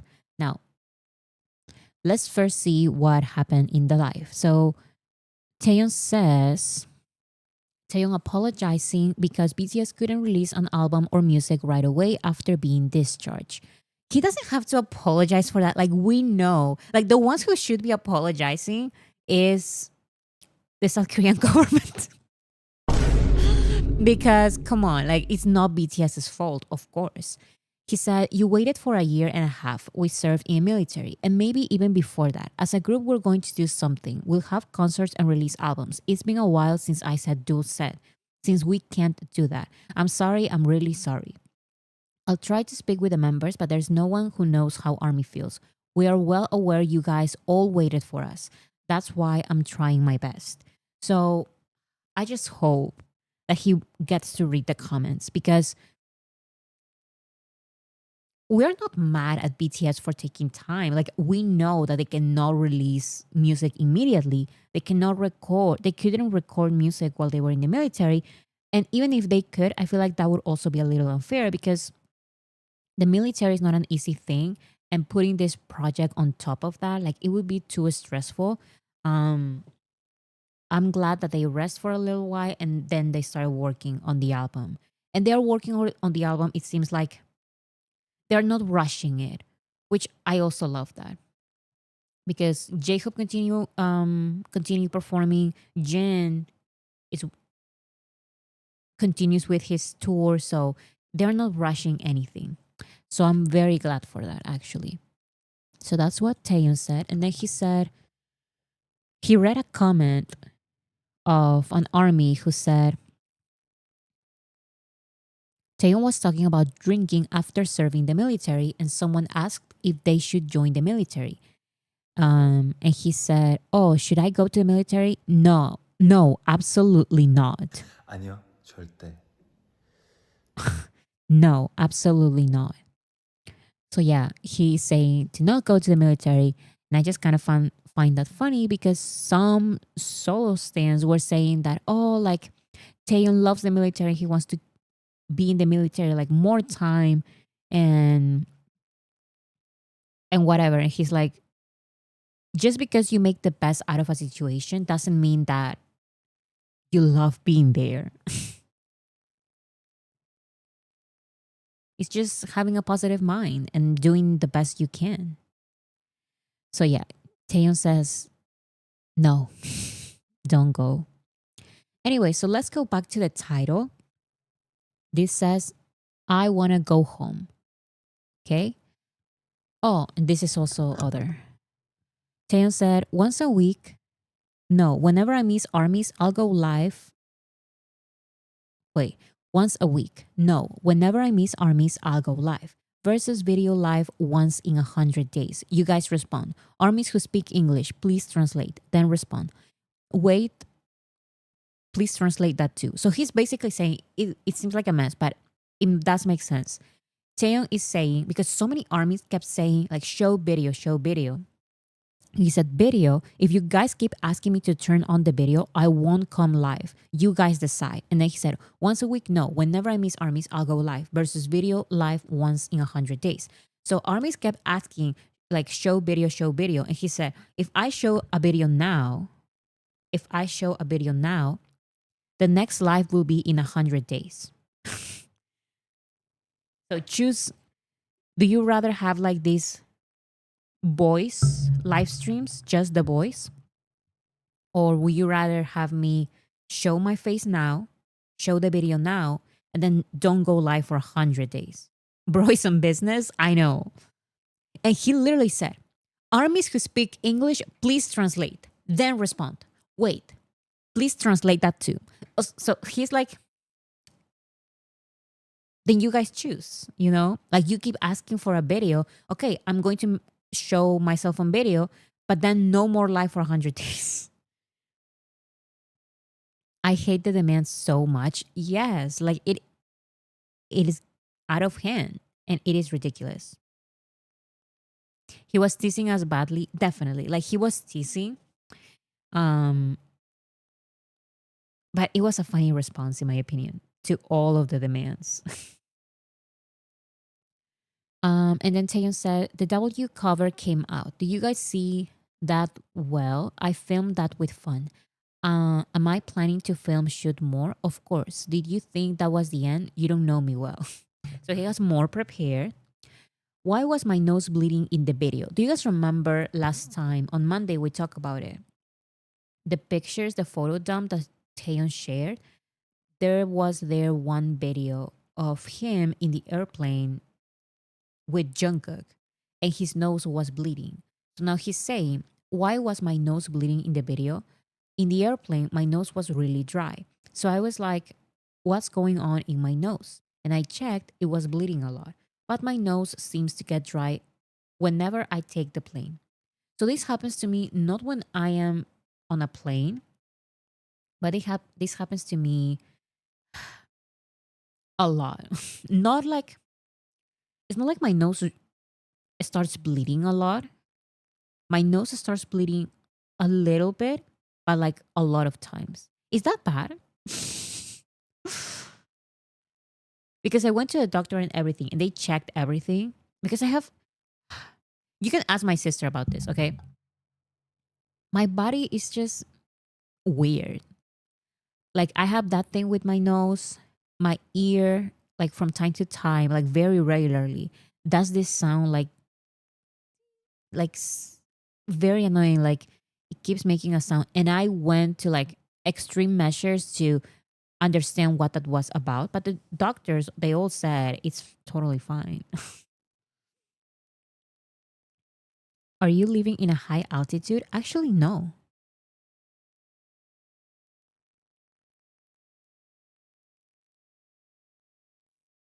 I want a nosebleed. You don't want that. You don't want that. I don't think it's a concern though. Yes, it is not.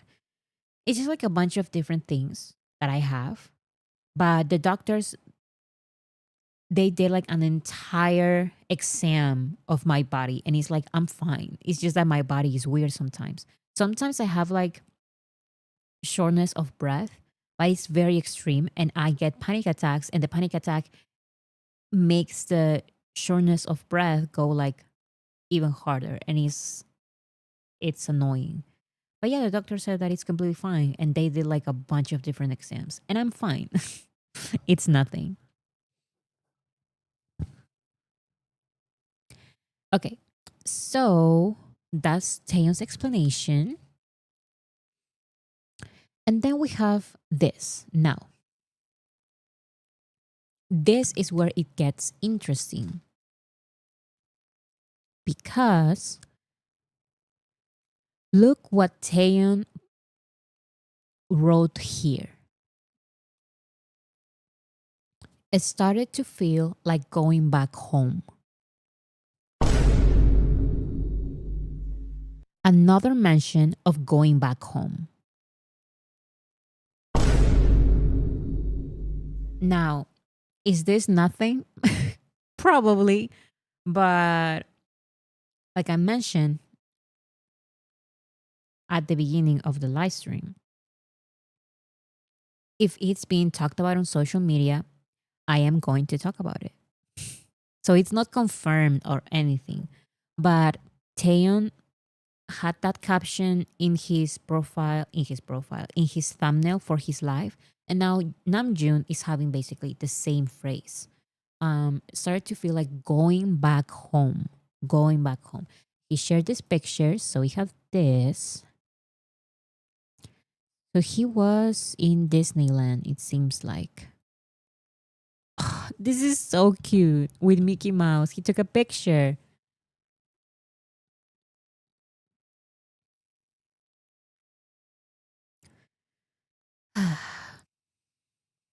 So this is J Hope. This is J Hope. This is Jimin. Is this Namjoon? Am I right? J Hope, Namjoon, Jimin. Or is Namjoon taking the picture and this is someone else? That's why I'm saying home part two.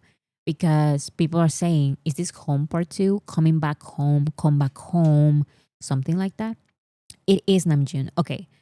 So J Hope, Namjoon, Jimin. So they all went to. Are they still in Disneyland? Is this still the same place? No, it's another one. It seems like it's another outfit, so it's not. So that's Jimin. And that's probably Namjoon. Jimin again. Oh my goodness. Jimin is in so many pictures.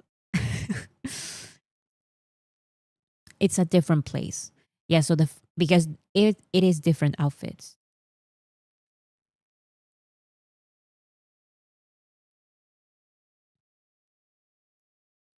Jimin is hijacking the feed.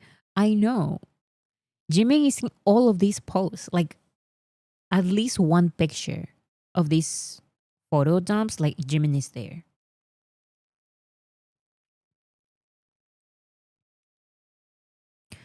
An army said they were in the back of that picture.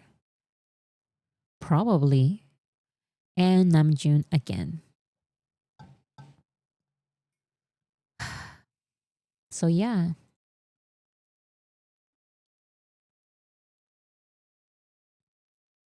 Let me leave it here. Okay, so do you guys think this is a spoiler or not? Let me do a poll. Is this a spoiler? For the comeback, of course. Is this a comeback spoiler? Yes or no?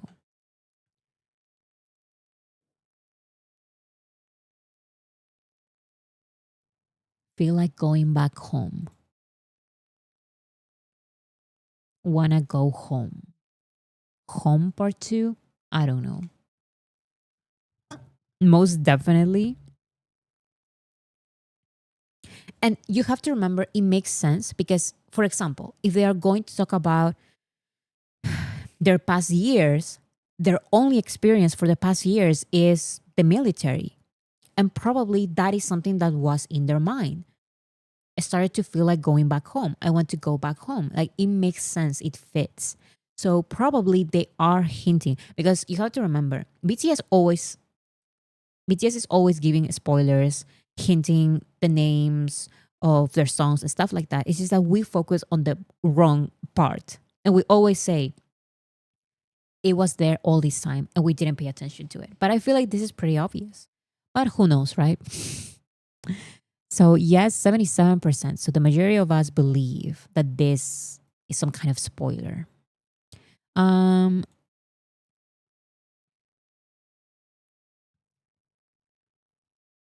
BTS paved the way or Lady, because I remember, yes, Lady Pink. I remember that your BTS paved the way. Thank you so much. I'm really manifesting that BTS comes to Australia next year, but I'm also saving up to travel to Las Vegas and would love to attend a concert in South Korea, assuming I can actually get tickets, that is. You are going to get tickets, so don't worry about that. Now, I do hope that BTS goes to Australia as well. I would love for BTS to do like a world tour, like the ones they used to have, but also include like other continents, like more places. But I feel like I hope they go to Australia as well. I feel like it can happen. Saving up to travel to Las Vegas, that would also be cool because I feel like they will definitely go to a lot of cities in the US. So that would also work. Would also would love to attend a concert in South Korea, assuming I can actually get tickets, that is. So I would also would love to go to South Korea for a BTS concert in South Korea. But if it's not possible, I still can go to any city really. I just want to go to the comeback tour. So thank you so much, and I know you're going to get those tickets. Of course, it's gonna happen. Home part 2, count face. Listen, of course it's going to happen. Like I know it. I feel it. Like 2 members talking about going back home. So home part 2 or come back home part 2 because they have 2 songs, home and come back home. Now, something that really annoys me, which shouldn't annoy me at all, but that happens all the time, is armies saying and repeating and correcting, Bora, you're wrong. Come Back Home is not a BTS song, it's a cover. How many times do I have to say it? Come Back Home technically is a BTS song. Just like Chicken Noodle Soup is not a cover. It is a J-Hope song. Of course, has something to do with the copyright, like rights. They have to buy and pay for that. Exactly, it's a remake. And if it's a remake, that is not a cover. A cover is not your possession, like it doesn't work like that. But with the Come Back Home remake, which is an official BTS song, BTS can perform that song whenever they want to. J-Hope can perform Chicken Noodle Soup and make money out of his version of Chicken Noodle Soup anytime he wants to. And if any of us wants to like use J-Hope's music, like Chicken Noodle Soup or Come Back Home, for a project that maybe we want to, we won't go to the original, to the first artist who made that song. We would go to J-Hope or BTS to ask for the copyright. So that's why I'm saying, no, Come Back Home is not a cover. Come Back Home is a BTS song. Is it an adaptation? Yes. But also, people don't listen to the original because the original has a lot of different sections. Like BTS adds a lot of sections, like a lot of verses to their own version, just like J-Hope adds a lot of verses to Chicken Noodle Soup. But people just say, no, like it's a cover. And they correct me. And it's like, because in that video that I have, BTS ranking every BTS cover or something like that, people say, I received so many comments. It was so like, oh my goodness, it was like facepalm because so many comments were saying, Bora, you missed, you missed Chicken Noodle Soup, you missed Come Back Home. And I'm like, no, Come Back Home is not a cover. It is an actual BTS song. It is a remake, yes, but it is BTS's property. It is a BTS song. It's on in their discography, exactly. Perfect Man, perfect cover. So Perfect Man is a cover.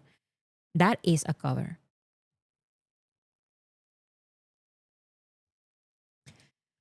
Okay. So 73% said yes, this is a comeback. A spoiler, BTS is hinting something related to the comeback. So I agree. Actually, I would say yes.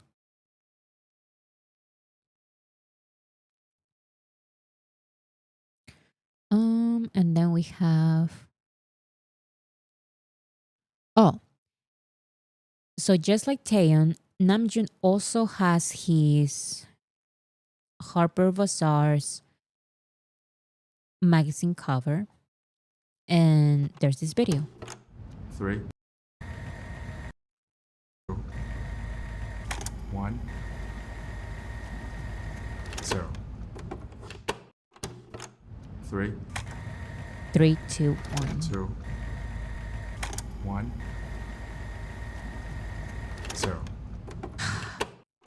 So there's that video, and then they shared the pictures.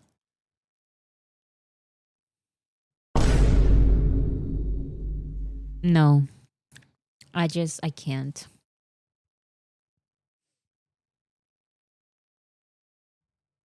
I can't. Look at this magazine covers. Now, my favorite one from this ones is probably the one in the middle, the motorcycle. Totally unexpected. Totally unexpected.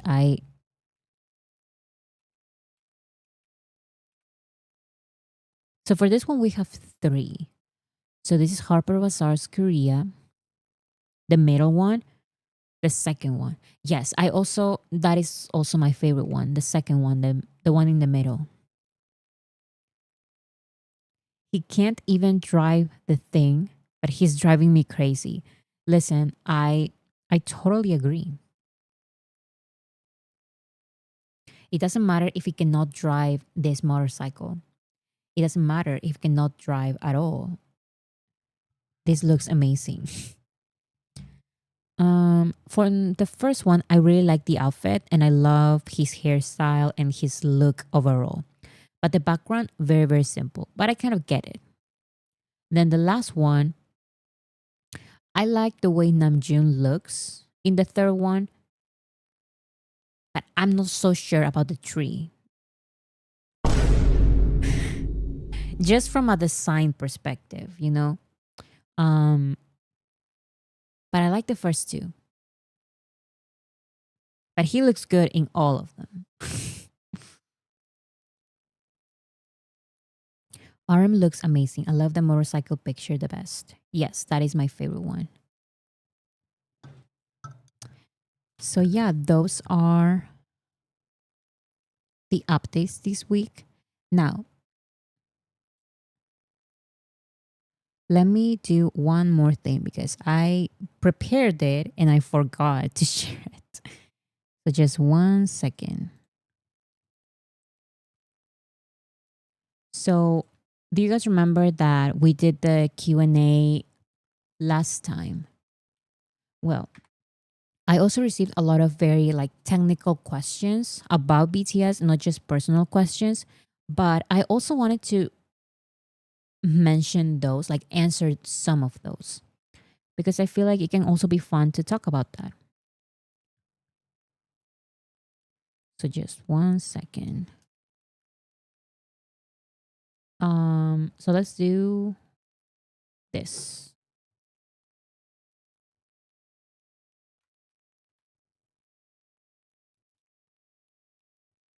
Okay, perfect.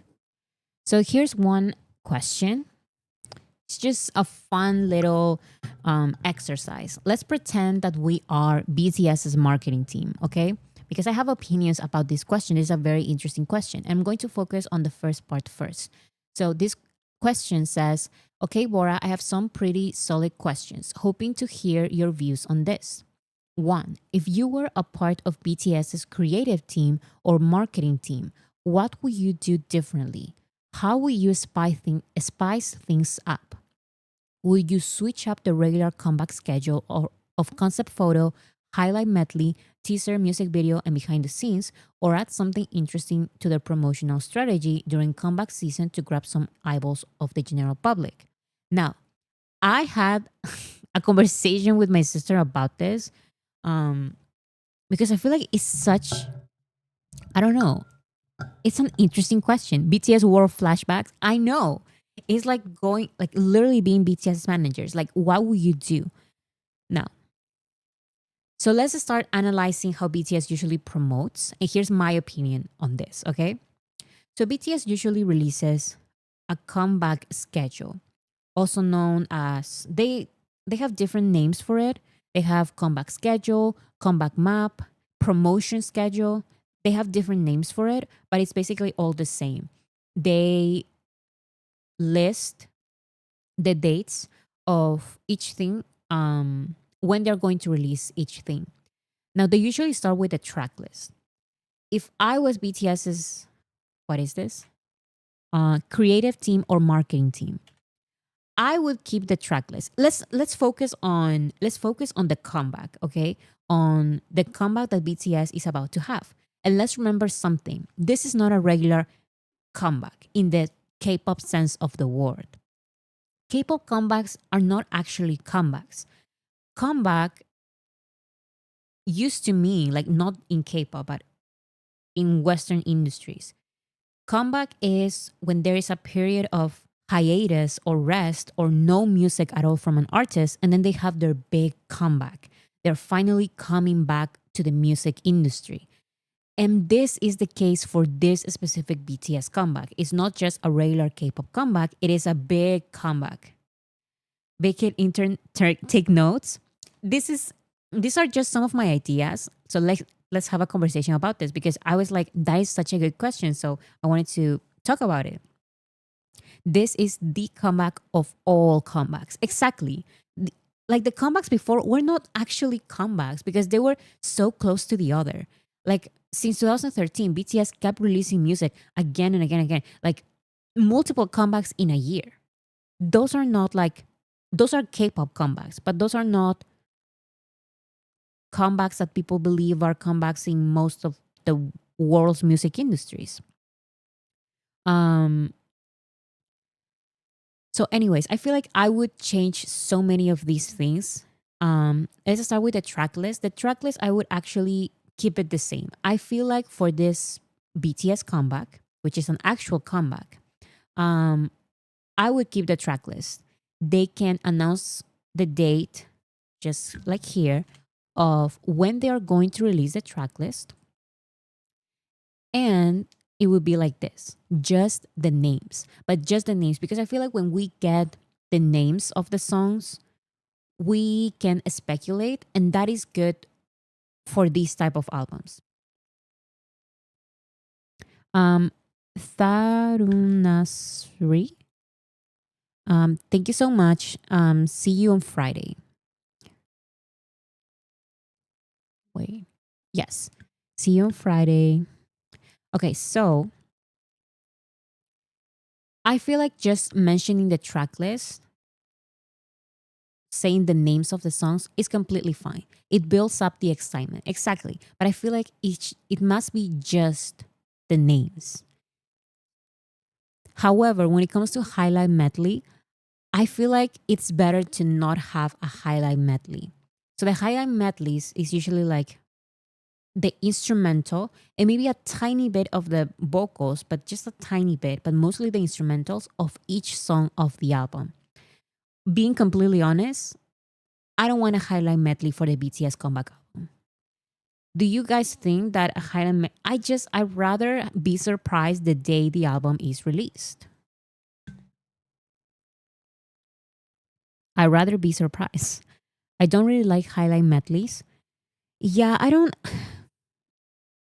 I like some of them. It's just that, especially for a project like this, the comeback of all comebacks, it's better to wait. Just the titles of the songs, but not not the song, not how the song is going to sound like, not the instrumental. That is too big. Let's be surprised. Denise, thank you so much. Sorry I've been MIA. Work hours change. Just home. It's totally fine, Denise.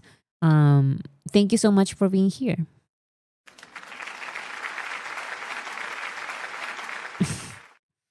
I want to be surprised. Exactly. I also want to be surprised. And I feel like it's better to not have a highlight medley for this comeback, in my opinion. Okay. When it comes to teaser photos, I was discussing this with my sister, and we feel like my sister feels like no comeback, no teaser photos. I feel like they are okay as long as they don't spoil a lot of the album. Confession time. I never watch highlight medleys. And you know what? Maybe that is for the best, because when this highlight medley was released and we heard Rope It, the Rope It instrumental, we all knew there's going to be a country song. And there was expectation for it. And then we listened to the country song and it was like, cool, we love it. But it is a different experience to just have no idea, listen to the album, and then let's all trend at the same time when the album is actually out. Wait, there is a country song, country song, country song. Like, that would be the moment when the song is actually out. I feel like it's better to have these kind of surprises. It builds up exciting for me. I feel like it builds up excitement,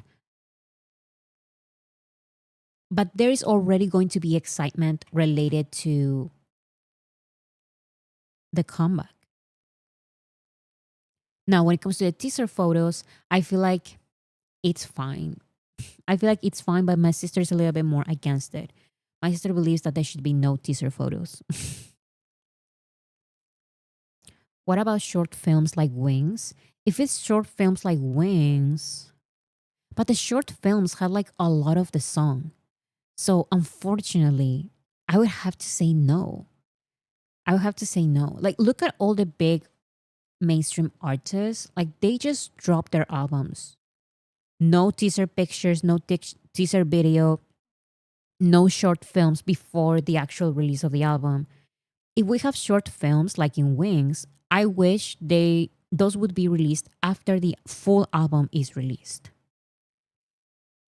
I like the concept photos. I also like the concept photos, and I feel like it doesn't, like, for example, here in this Dynamite pictures, you cannot see the vibe of, like, the real vibe of Dynamite. So I feel like I'm okay with teaser photos. I'm okay with teaser photos. So I would keep them, probably. I don't know. Now, when it comes to the music video teaser, I would release a music video teaser for this BTS comeback. But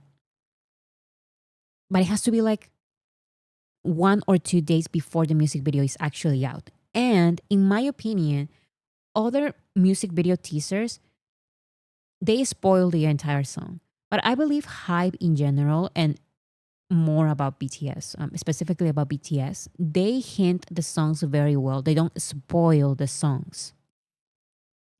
So I would say yes to a music video teaser, but only if it's 1 or 2 days before the actual music video is out. And like Idols one, I mean, yeah, it has to be it has to be it has to create excitement, but it has to confuse you. Like, I don't like when the teaser picture, the highlight medleys, or the teaser video spoils the song. I want to be surprised. I want to be surprised. So if the teaser is basically just BTS entering a set, that is good enough. Like, I don't want to hear like a very obvious teaser. The Idol one threw me off. You know what? I kind of want the same for this comeback. I want an Idol like teaser, something that confuses everyone so people can talk about it. I can't stop thinking about Tae's friends was so confusing. Yeah, so I like that. I like confusing. I like teasers that are not teasing. I like teasers that are intriguing. And I'm like, wait, what? I watched the teaser and I am confused. I like that. I would put out a teaser like that. So I would say yes, music video teaser, but it has to be 1 or 2 days before the music video, which is what they usually do. But I'm just putting it out there.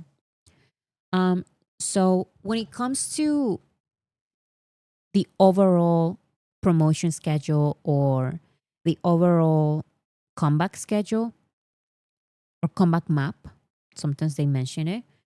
I feel like I would focus it more on this kind of stuff. So, for example, this one date interview at MTV Fresh Out Live, interview at NBC Today Show, Dynamite at MTV Video Music Awards, Dynamite at NBC Today City Music Series, at NBC America's Got Talent, at iHeartRadio Music Festival. This kind of schedules, because I wouldn't personally, I don't know if like having a map with with a highlight medley, I would delete the highlight medley, so it wouldn't be part of the map. Teaser photo, I would probably not even put it on the comeback map. I would put the music video teaser and the music video, but that is basically it. So what would I do with the comeback map? Would I delete it at like completely? I wouldn't do that. I would still release a comeback map, but like this, with like, I deleted these parts, but look at all of this. These kind of activities, this kind of comeback schedule. That's what I would personally do. I would love if they did skits in the album again. So like talking, because actually I would say the opposite. No more skits that are not songs, but they love doing them. So, and also when I was trying to talk about this with my sister, we're trying to think of ways of promoting anything that BTS can release, because it's not like I'm trying to like, this is what I would do. I would make BTS sing this song from this genre in English, this language, and go to this place. No, that's not what I want. If BTS wants to release an English single or a Korean single, that shouldn't matter in my promotion plan. I mean, it matters a little bit, but that's not like, that is BTS's decision. That is not the marketing team's decision. So as the marketing team, I just receive what BTS has already done in terms of music and performance, and then I look for all of these opportunities. I don't, as the marketing team, I don't go to BTS and say, you should release this song in English or you should release this song in Korean. That's not what I would do. That's not how it works. BTS has autonomy. Like, they choose the music that they want to release.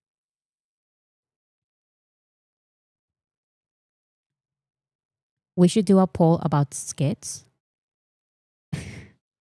I mean, I don't know about the skits because they usually love them. It's just that it's usually a track that you listen to one time and then you don't listen to again.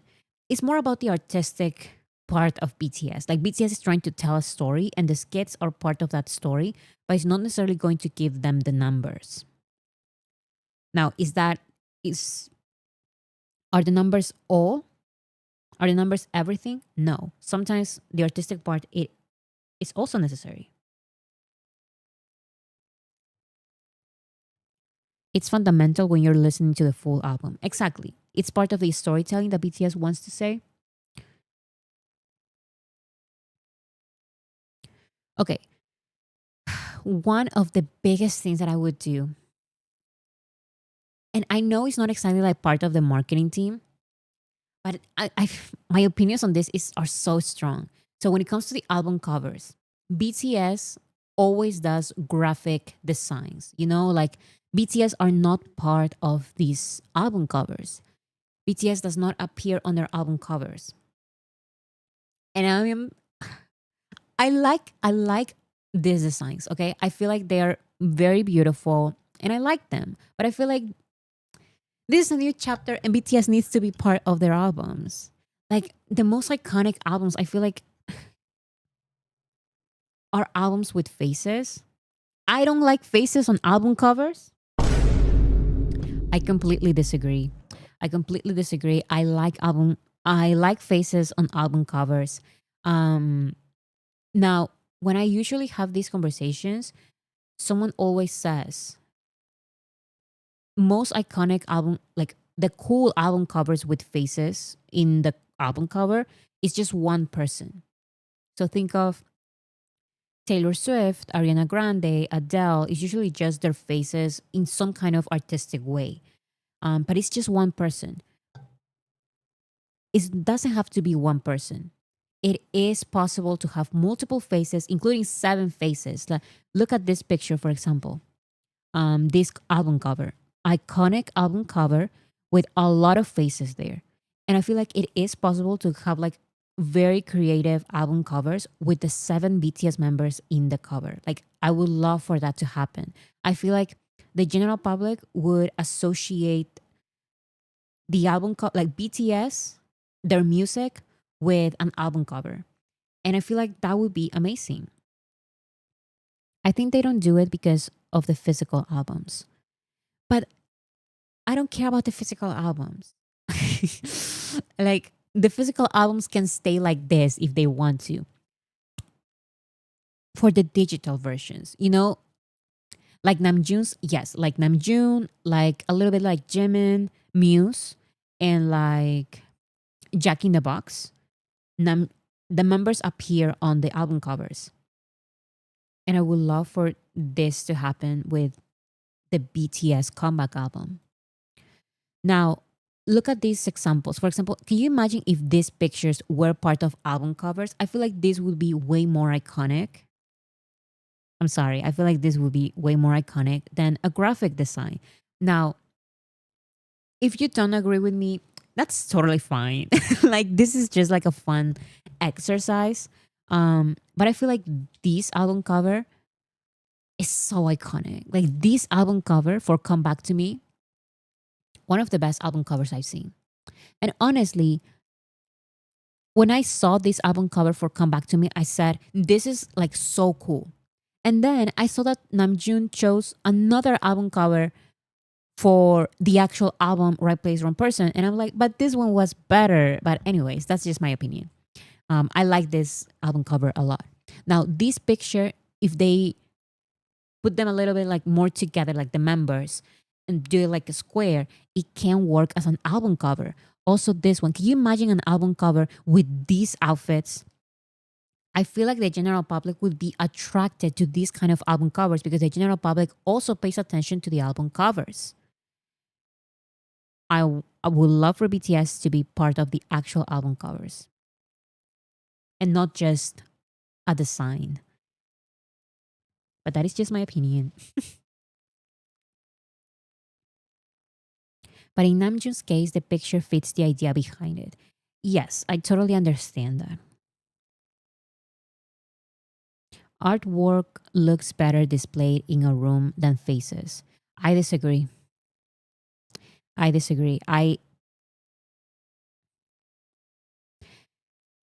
I prefer faces in album covers.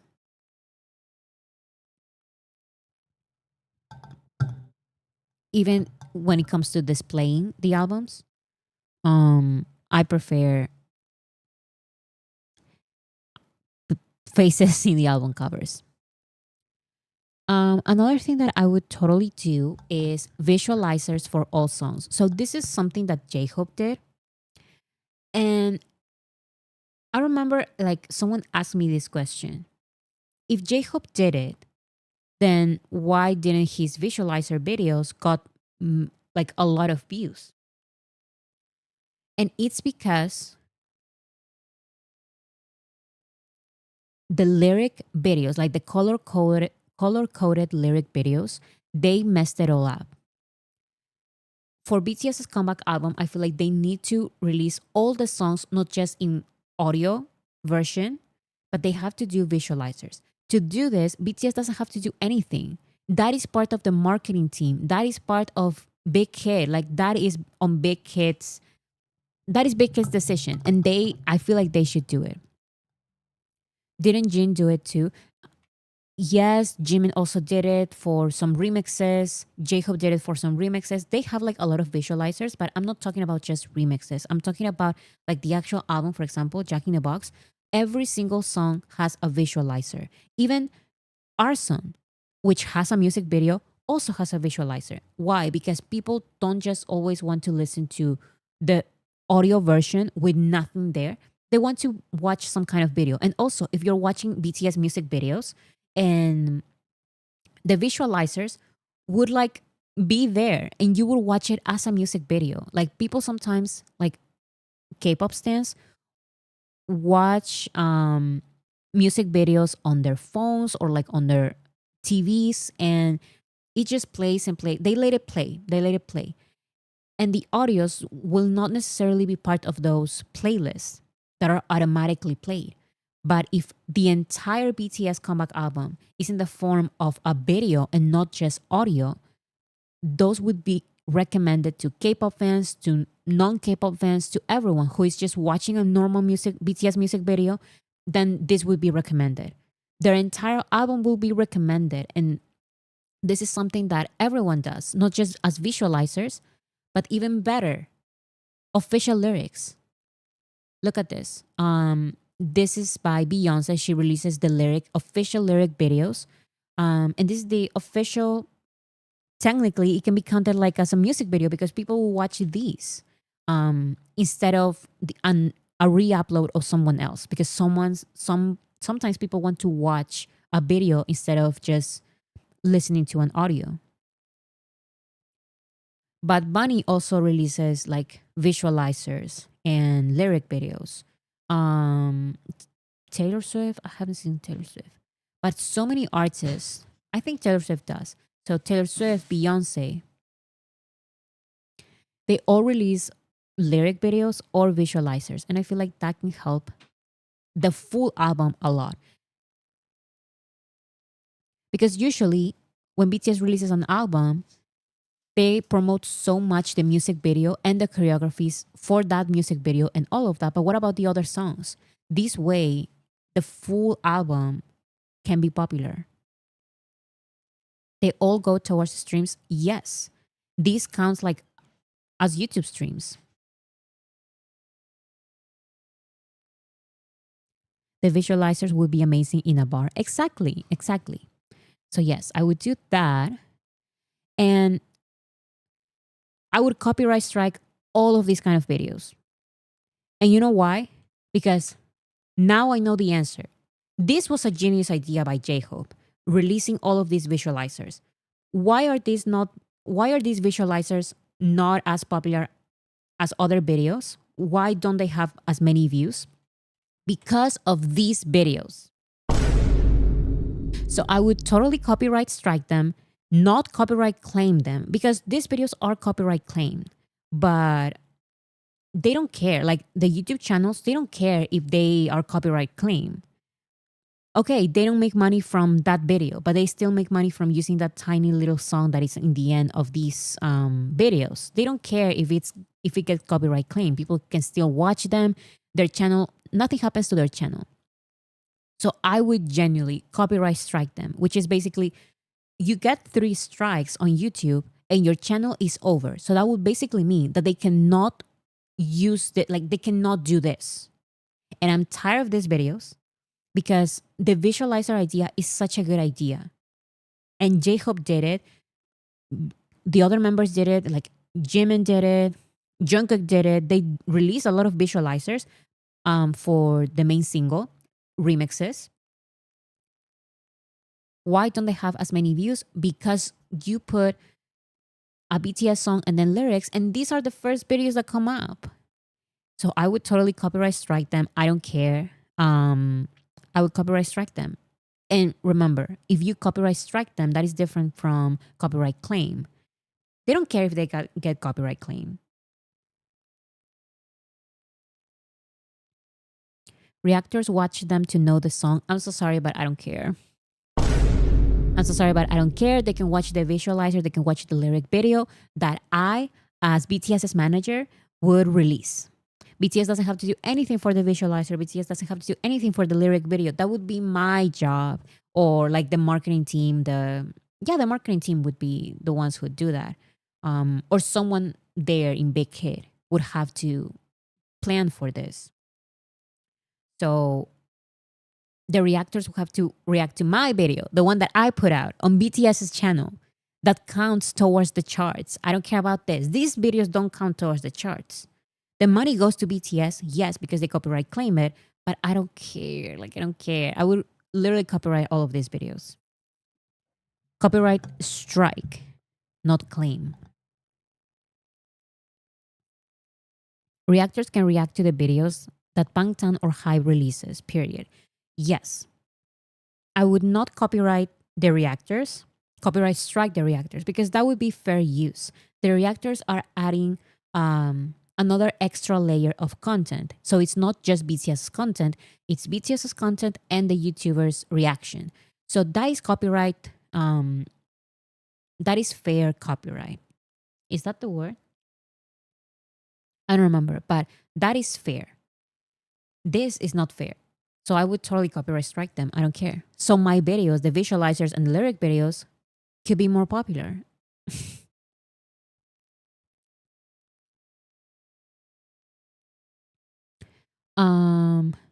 Okay, so finally, what I would do with BTS's comeback is create some sort of identity, like a brand identity. Because we all know BTS, but with this specific project, well, the general public has to relate BTS's comeback album with something, with a character, with a color, with a feeling, with a moment, with a season, with something. I feel like a BTS example, a good BTS example is, for example, Jack in the Box. So Jack in the Box, J-Hope created this character, and when we think of Jack in the Box, we immediately think of the little ears. We think of the ears like they're so cute. Even if you're not a fan and you know a little bit about Jack in the Box, you immediately think like, oh, like that, those cute, like those cute hats with the ears. It's like personification of the album. Exactly. That's what I'm trying to say. So a non-BTS example is, of course, super obvious, like Brad Summer and all of that. It was like an entire thing. So that's why I mentioned I would try to relate the BTS album, whatever BTS comes up with. I would try to personify it, right? Put it a color, a season, a hat, like J-Hope, a feeling, like I don't know, or even like a color, something that is recognizable. So the general public starts recognizing not BTS and relating, not just BTS music with BTS, but also the general public needs to start relating BTS's specific albums with something else.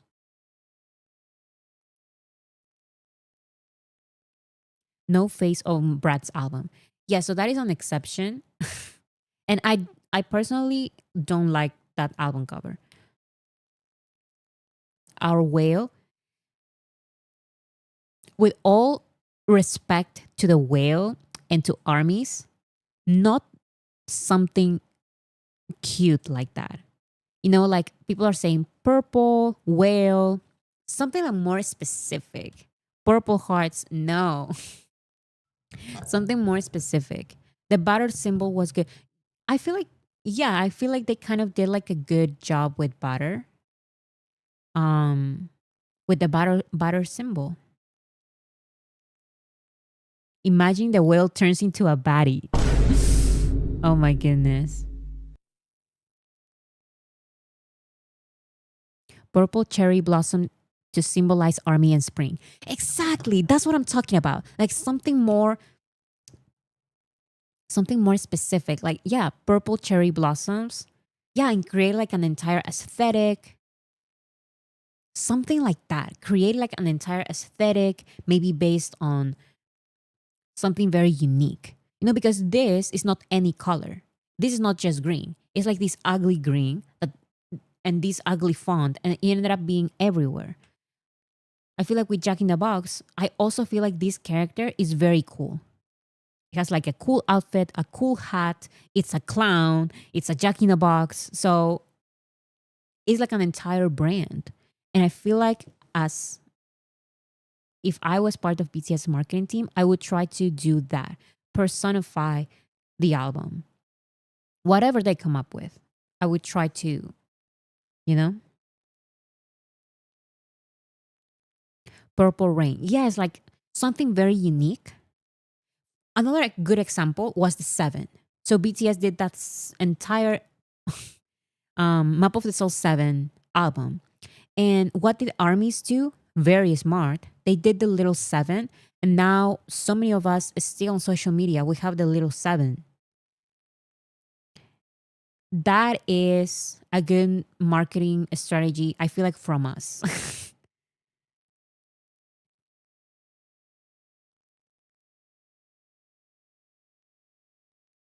Purple Rain will get copyright strike by Prince, so maybe not that.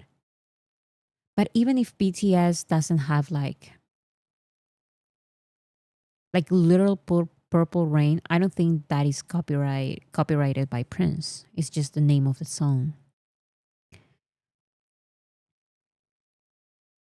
During the solos, they've totally played on the color themes heavily. I see their albums in colors when I think of them most times. Yes, I also do. Like, for example, Muse, I think of that kind of mint color. So yeah, I agree with you. Like, indigo is indigo. So I kind of agree with you. Mint and yellow. Yes, but for some reason I related more to mint than I related to yellow. Can we do something similar to the layered 7 but with a new thing for the new album? So that is another part of the question. So how do you think armies should implement your ideas from the above question during the next comeback and promote BTS? I feel like I'm going to try to do something. If BTS's marketing team, so everything depends on what BTS decides to release. Once we get the vibe of it, once we get the visuals, once we get all of that, we should think of how to promote as armies, as fans. We should think on how to promote the vibe of the album. So we can have, I don't know what the name is going to be, but let's say it's Home Part 2, okay? Just for this example. Let's make it Home Spring. You know, instead of like Brat Summer, let's try to think of ways of the vibe of the album, make it bigger than the album, make it like a trend, you know? And that is something that we do. So depending on the content that BTS releases, on the sound of the music, on the visuals of the album, the visuals of the music video, we should try to like adapt to that and then promote the overall vibe of the album, not just the songs. So it can become like even a bigger thing. So yeah, that is my answer to that random question because I feel like it's a very good question. And there are other questions there that I didn't respond to, but this is my response to the first and second part. Concept related merch. So that is another thing. That is Big Hit's job. That is why I would doing this thinking exercise, that what I would do if I was part of Big Hit's team, but we are not. So what we can do is create our own Brad Summer. But for that, we have to see what BTS comes up with and see the visuals and the vibe of the overall album.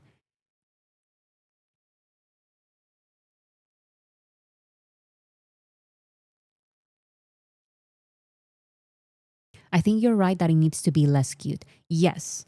Um, Especially on TikTok. I mean, there are some trends that are cute, but the trends have to be cool, not cute. But we'll see.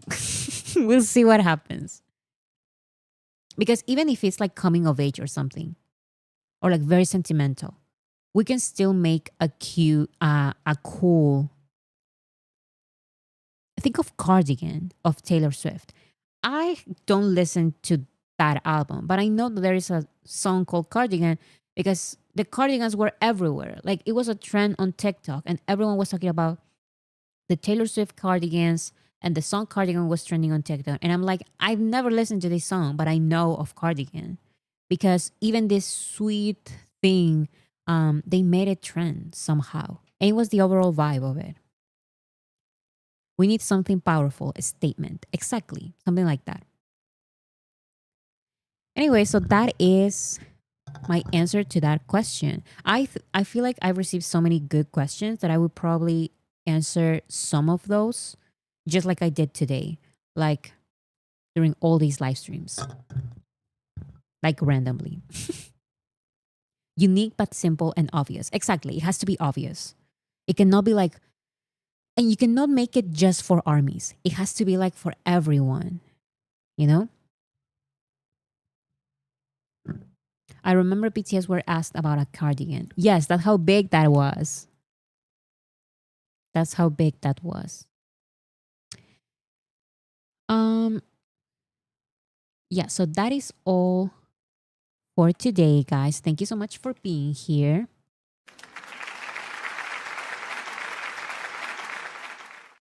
So I will see you guys on Friday with my sister, as always. And it's going to be fun. I still don't know what I have prepared for Friday, but I know it's going to be fun. So thank you so much, everyone. And I'll see you guys on Friday. Bye, everyone.